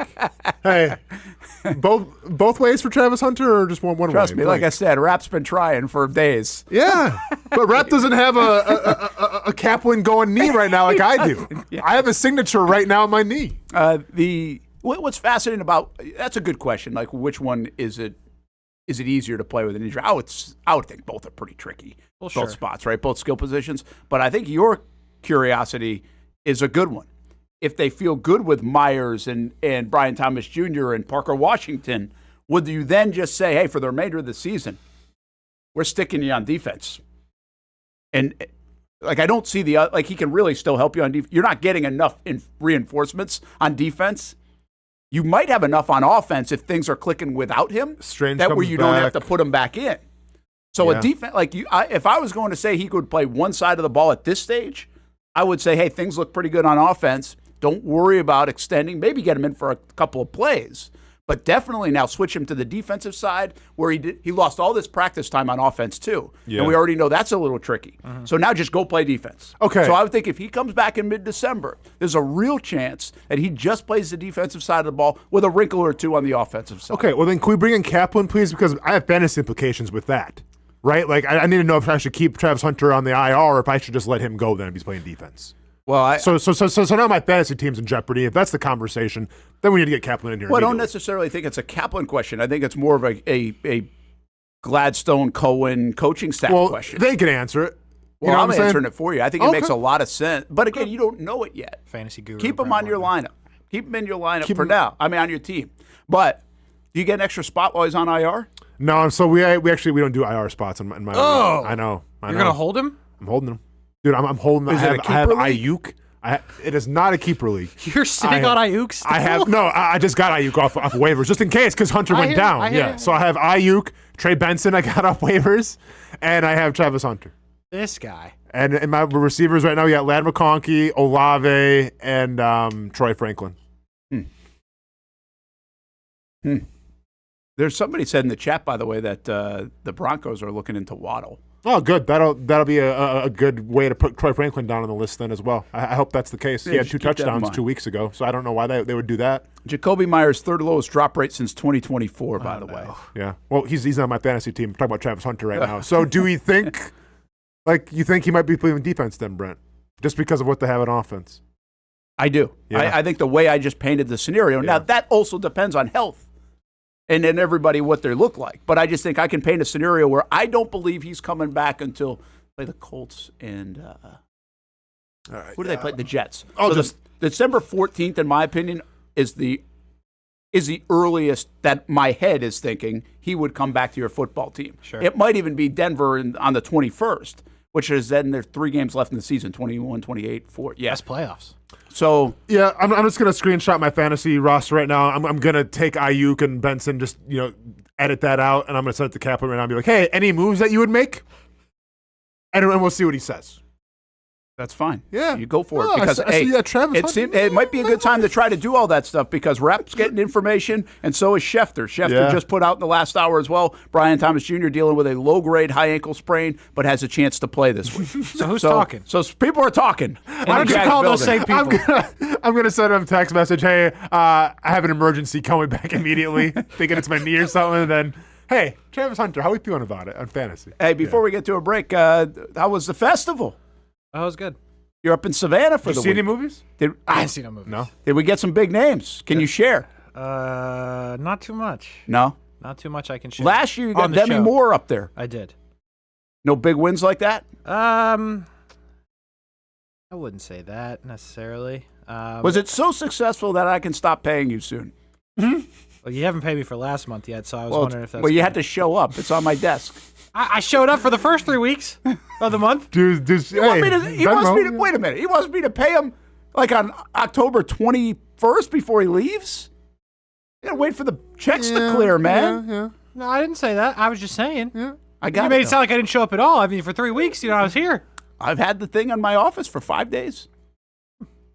These guys got paid last Thursday. Oh, so I'll have to swing by the office then. You did. It's right there. Go get it. But anyway, we're going to make a lot of money off this week or what? Definitely. Good. Yeah, more than less. But you really don't want to share. We can't give anybody something like I saw Tom Hanks. I did not see Tom Hanks. Can you tell us about the Jacksonville guy? Yeah, he's cool. There's a Jacksonville guy? Tyreek Wood, that movie Him with Marlon Wayans. Yeah. I haven't seen it yet. The main guy, like the football that's not Marlon Wayans. Oh, yeah, like the guy that's the whole Yes, the whole movie's about him, yeah. Yeah. He's from Jacksonville. He went to, what did I say? Did you say first? No, not no, first. No, no, coast. I talked to him about it. Shoot, what's his, Paxton. Paxton. Interesting. And he played for Florida State. Yes. Did he say how long he played for Florida State? Football. Yeah. I didn't ask that part. We talked, but we did talk about Jacksonville. Cool. He was a really cool guy. His publicist, a little bit of a. I almost said something that I've been saying all week that I shouldn't have. She wasn't very cool. No, but that's their job is to not be cool. Yeah, that's the gimmick. But he's starting up. Like he's got some fans. Let's let him have some fans. Yeah, but Casey thinks he's like star in the making potential, right? Yeah, that's the goal. Obviously, I'll tell you this. He's I didn't expect this one, but there's usually always one at the festival that's like very in demand by the students, which are mostly college age girls. Yeah. And this guy couldn't go anywhere. I mean, the you girls mean were just all about Okay. He was one of the highest attractions for the for the college kids. The female he's viewers. 24, for the right? selfies. I think he's 24. Yeah. But he was cool. He likes the Jags. We talked about that a little bit. Cool. So that was a good one. All right, good deal. Any like movie buzz? I mean, I know you haven't seen the movies, but is anybody talking about like this movie is going to be the Frankenstein movie with Oscar Isaac? Yeah. Supposed to be really People are okay. That Gotcha. one got a big jump, and House of Dynamite, nothing from Netflix. No. I heard you talking about it a little bit yesterday, yeah. but I didn't. He's see highly disappointed in that. I didn't see any screenings of that one. Anybody would be. Yeah. Who was in that? Idris Elba. And it was bad? Angel Reese. What? Like the Angel Reese? Angel Reese has a cameo. Interesting. Yep. Yeah, there was no buzz about that one. The other one that people said that was jumping up was Train Dreams. It's on Netflix. Joel Train Edgerton. Dreams. Okay. I like Joel Edgerton. Yeah. Makes some good stuff. All right. So you should go check. Is that a movie or? Yeah, that actually would probably be one you're into. He's like out in the middle of nowhere. Like. It's just like back. He's in Montana and Yeah, stuff. yeah. I'm all set. We're good. Yeah, I didn't think it was a you movie. I like Joel Edgerton. Why do you eliminate movie just because it's out in the middle? Because of nowhere? it's what it is now. Everything's out in the middle of nowhere, Landman and the one with Billy Bob Thornton in 1912 and the Yellowstone. Like, I'm good. I can sell you stuff from all Everyone's these wearing movies. cowboy hats. Cool. Awesome. Actually, the cows got out. You don't what are have we to gonna do? eliminate it. No, we're not good. every show from out there has a cow in it. Trying to take our oil. What are we going to do? Like, we're good, man. I do think there are cows in the Joel Edgerton movie, but yeah. What's the difference? Who needs between AI when he's what's got the my difference brain? between Mission All right, Impossible? so we're gonna check this out. We're gonna have Joel Edgerton in a pair of Wranglers and a cowboy hat. He's gonna be on a farm, and there's gonna be like a neighboring family that has an issue with his family from long time ago, and Edgerton didn't sign up for it, but now he's got to pay his dues. I'm watching one right now set in Alaska, and it has nothing to do with any of that. Are they wearing cowboy hats? The Last Frontier. Yeah, you should watch Train Dreams, bro. I heard it's going to be right up your alley. And The Last Frontier is actually not what it sounds like. That's it sounds like Yellowstone. I know it does. Okay. But it does. Is it about drug running? What is it about? You're watching it. How do you not know immediately? Come on, man. Yeah, it's more like CIA mixes with the FBI and a plane crash of convicts. What? Starts it all. So it's pretty good. They survived the plane crash? So it's like Con Air? It's like Con Air meets The Fugitive? It has a little bit of that. Has a little bit of that. Yeah. And it's called The Last Frontier? And it's called The Last Frontier. It's very little to do it's nothing like Yellowstone. I should have called The Last Frontier then, Yeah, I agree with that. Yeah. But by the way, Convicts would have I been love how good you or put something. this all in a bucket. Not like all Hey. the movies you watch are in a bucket too. Oh no, hey, I'm all over the place. Well, you are, but You have a niche and it's okay. I watch. You're watching the Billy- watch two shows. They either go out from the middle of nowhere or they're set in London right now. Is every freaking movie or show I see. You're watching Bridgerton? What are you watching? No, I'm watching Downtown Abbey? The Diplomat, Diplomat? Okay. and I'm watching. I watch. What is it called? Something horses. Slow Horses. The Wait, show. so do you watch like multiple shows at the same time? Oh, yeah. See, you can't. How do you do that? Yeah, that's too much. Well, because That's too much. the reason I have to do that is because one of them right now, Steph wants to watch, Sure. so I got to wait. The other ones I can't. I'm watching by myself. But I'm saying, but like you got to just start a show and finish it. You can't go like to multiple shows. Well, man. That's oddly not enough, The Last Frontier is actually an episodal show, which is very unique right now, where it's coming out every Friday. Okay. I feel like they just threw everything out there now, right? Sure. No, usually, it depends, but usually. Or maybe I'm actually on the front end of it. I'm not usually on the front caught end up of with it. the time, Brent's like watching this in real time. Yeah. Okay. I'll give you one story real quick that I thought was interesting. Spike Lee. Nice. Yeah. Known Knicks fan, obviously. Yeah. So we're waiting for Spike at a spot. Comes over, does it. There's 4 of us. And he gets to the end, does the last person, and goes, "Hey." We all look at him. And if I'm lying, I'm dying. He looks at us, he's like, Knicks. And starts walking away. Knicks. Down the escalator at the airport. And I still hear him, Knicks. That's amazing. Just screaming Knicks. That's awesome. In the airport. Because I feel like NBA is the one sport. NBA is the one sport where celebrities that just kind of go just to keep up on appearances. But then you have like a diehard like Spike Lee, who like he lives It's Knicks legit. basketball. Yeah. Like that's so cool. if you ever run into Spike Lee Let him know the Knicks out in the wild, Knicks chat. he doesn't want to know if you have a minute to like talk about God or the gospel. He wants to know if you have a minute to talk about the Knicks. That's amazing. That's awesome. It's unbelievable. Hey, when you guys come back, we're going to put a bow on this show, and I want you to talk about Tom Brady cloning his dog. That's next. I didn't here know on the it. Brent Austen Show on the Action Sports Jacks 24/7 Network. Most of us know how to throw.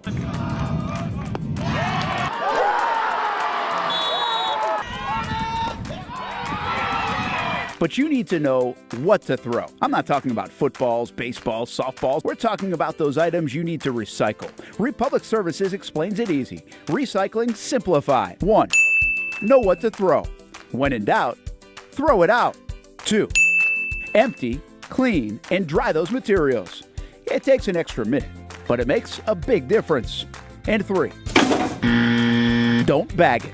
This makes the recycling process faster and more efficient.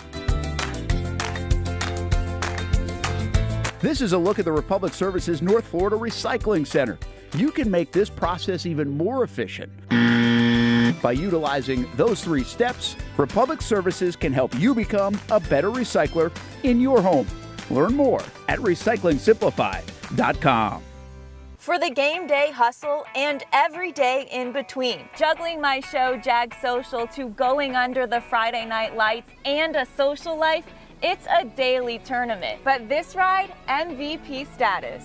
The all-new 2024 Lincoln Nautilus isn't just my car, it's my personal locker room, office on the go, and VIP lounge on wheels. Let's talk tech. My profile remembers everything from customizing my dash display to setting the ambient lighting and my signature scent. And wireless charging, essential for live tweeting scores. Whether I'm packing for a beach day with friends or heading to the gym, there's space for every passion. After dominating all day, this becomes my recovery zone. The massage feature is like having a personal PT on call. Life's a non-stop game.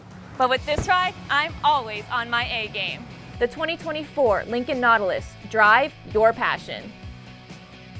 If you don't see a pit, it ain't legit. When you hear that, you think Bono's Pit Barbecue, a staple in Northeast Florida now for 75 years. A place that feels like home with friendly service. A meeting place for friends, family, or business occasions.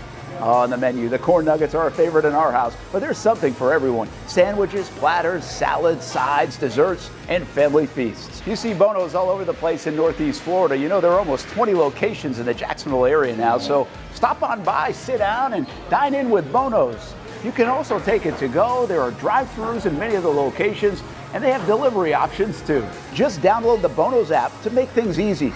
I signed up for the loyalty program, and you can too, to get special offers. If Jacksonville is home, few things feel more Jacksonville than Bono's Pit Barbecue. Celebrate 75 years and many more to come. Bono's Pit Barbecue. If you don't see a pit, it ain't legit.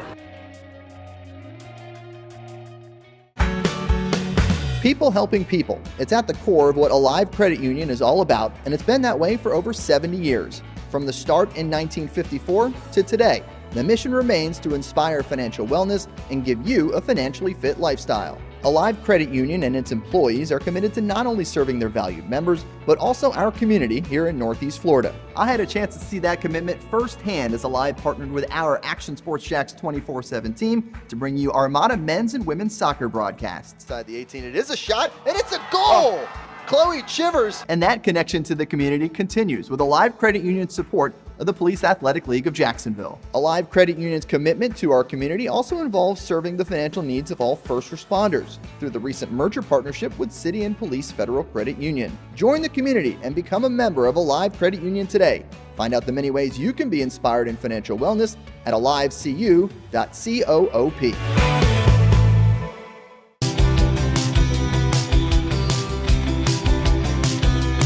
Welcome inside the Armor Guard exterior and gutter helmet showroom. There's a lot going on, like glass exteriors, replacement windows, and down there we have the retractable screens and awnings, plus hurricane protection. Let's talk more about those gutters, and to do that, we bring in Kevin. He's the owner, he's the expert. Why Gutter Helmet? Well, Gutter Helmet is truly the only maintenance-free product. It lets the trash and debris go on the ground, the water wraps around and goes inside. Unlike filters, they sit on top of the gutters, and the trash and debris build up on top of filters, which requires maintenance. With Gutter Helmet, we're going to keep you off the ladder, the most dangerous thing in your garage. With Gutter Helmet, you'll never clean your gutters again.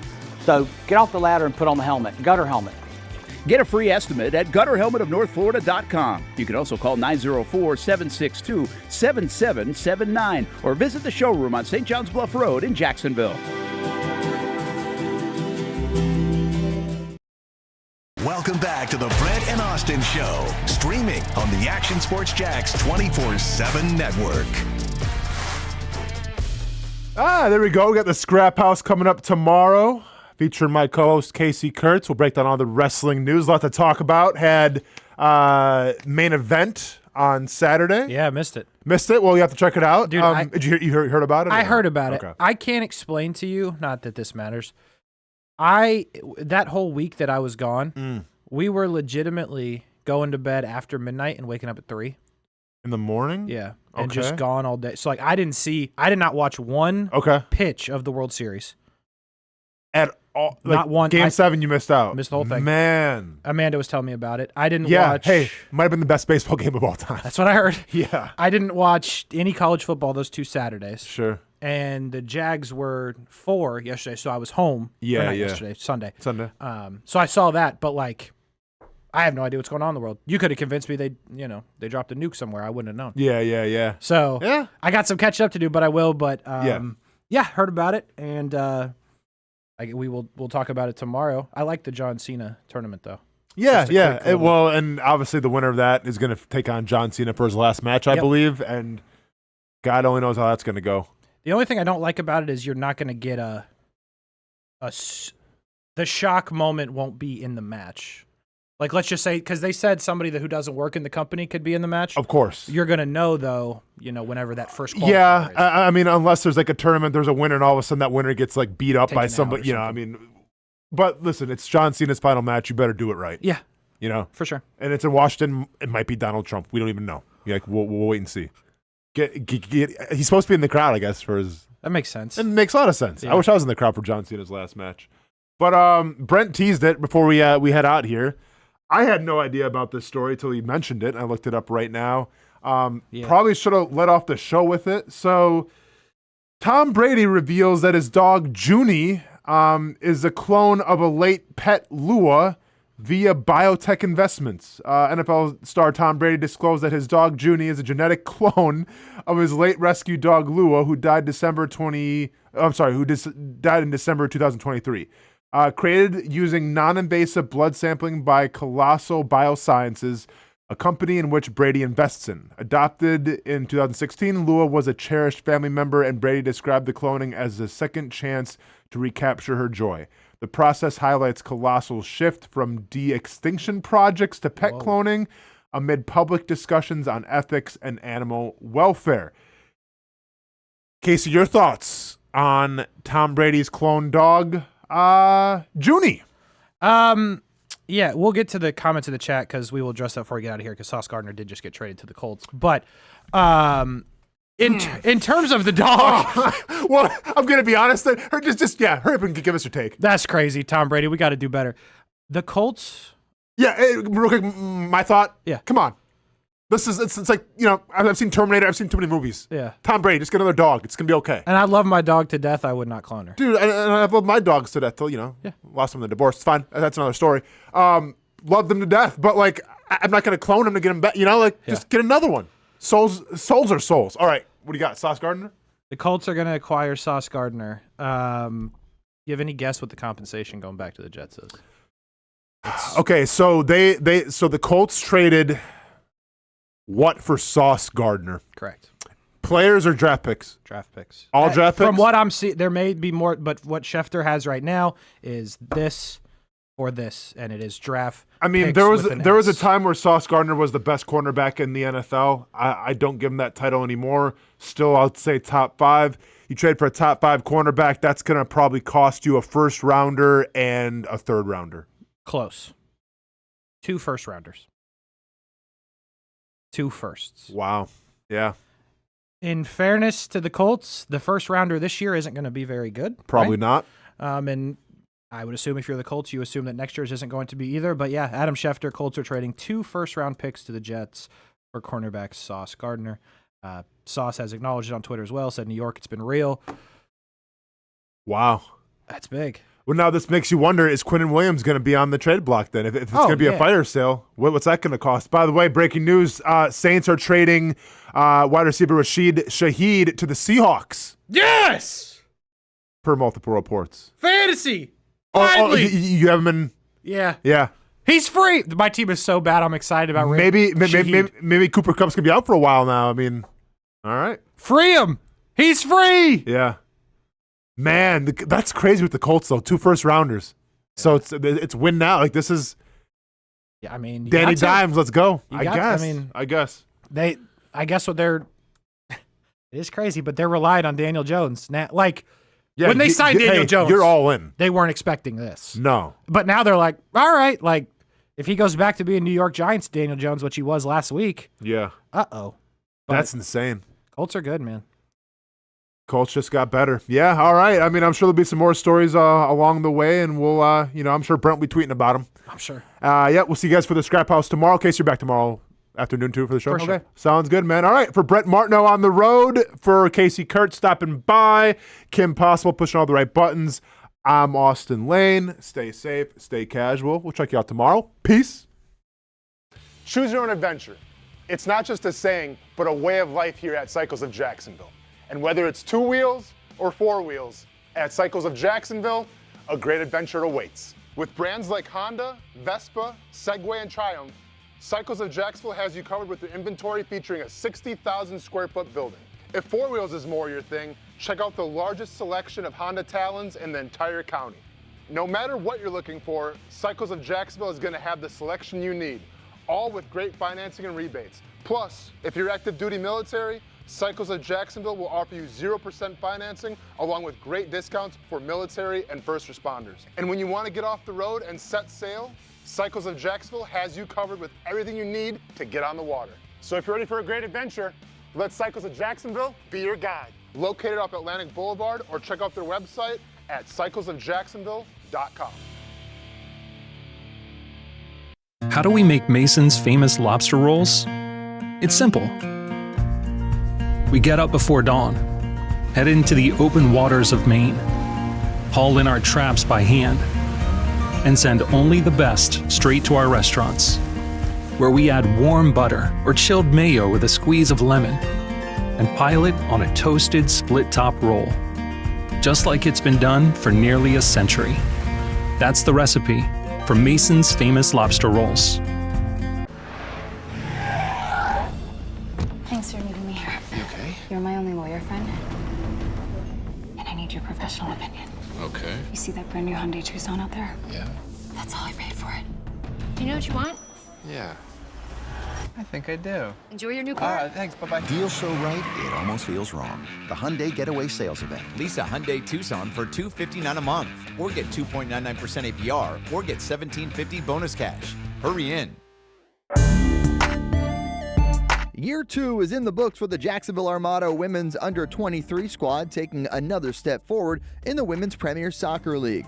Under the guidance of head coach David Goff, the girls in blue went undefeated at home for a second straight season, including a dramatic draw in the opener. And they've left it to the death. Unbelievable stuff. And a late winner to end the season at home. Headed on. Here's a chance. Gianna Ramirez brings it down, still alive, takes a shot, and into the back of the net. After fielding a younger roster in 2025 with talent from all across Northeast Florida, the future is bright for the Armada women's team. We highlight the ladies and all things Jacksonville Armada each week on Fleet and Footy on the Action Sports Jacks 24/7 network. I'll put one in the back of the net for you. Join us for player profiles, fun interviews, and the very latest on the Fleet and all things footy. That's every Thursday at 2 p.m.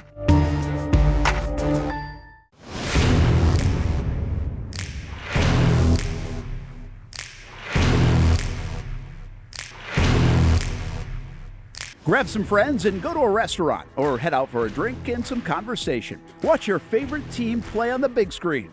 Or how about play some games? You can do all of that in one night at Best Bet. Each location has a different vibe, its own personality, like here at the original Best Bet in Orange Park. When you walk through these doors, everybody knows your name. And here in St. Augustine, it's the newest location. Play some poker. How about the table games? And don't forget about Ace's Sports Bar and Grill. And then there's the Jacksonville location right here on Monument Road. It's the biggest poker room in the state of Florida. Maybe you'll find yourself a seat right here at the final table. Best Bet, where you can have the best of times. And that makes you always go home a winner. Try any of the 3 locations, and you can always visit bestbetjacks.com. Putting your needs first. It's the backbone of how First Florida Credit Union does business.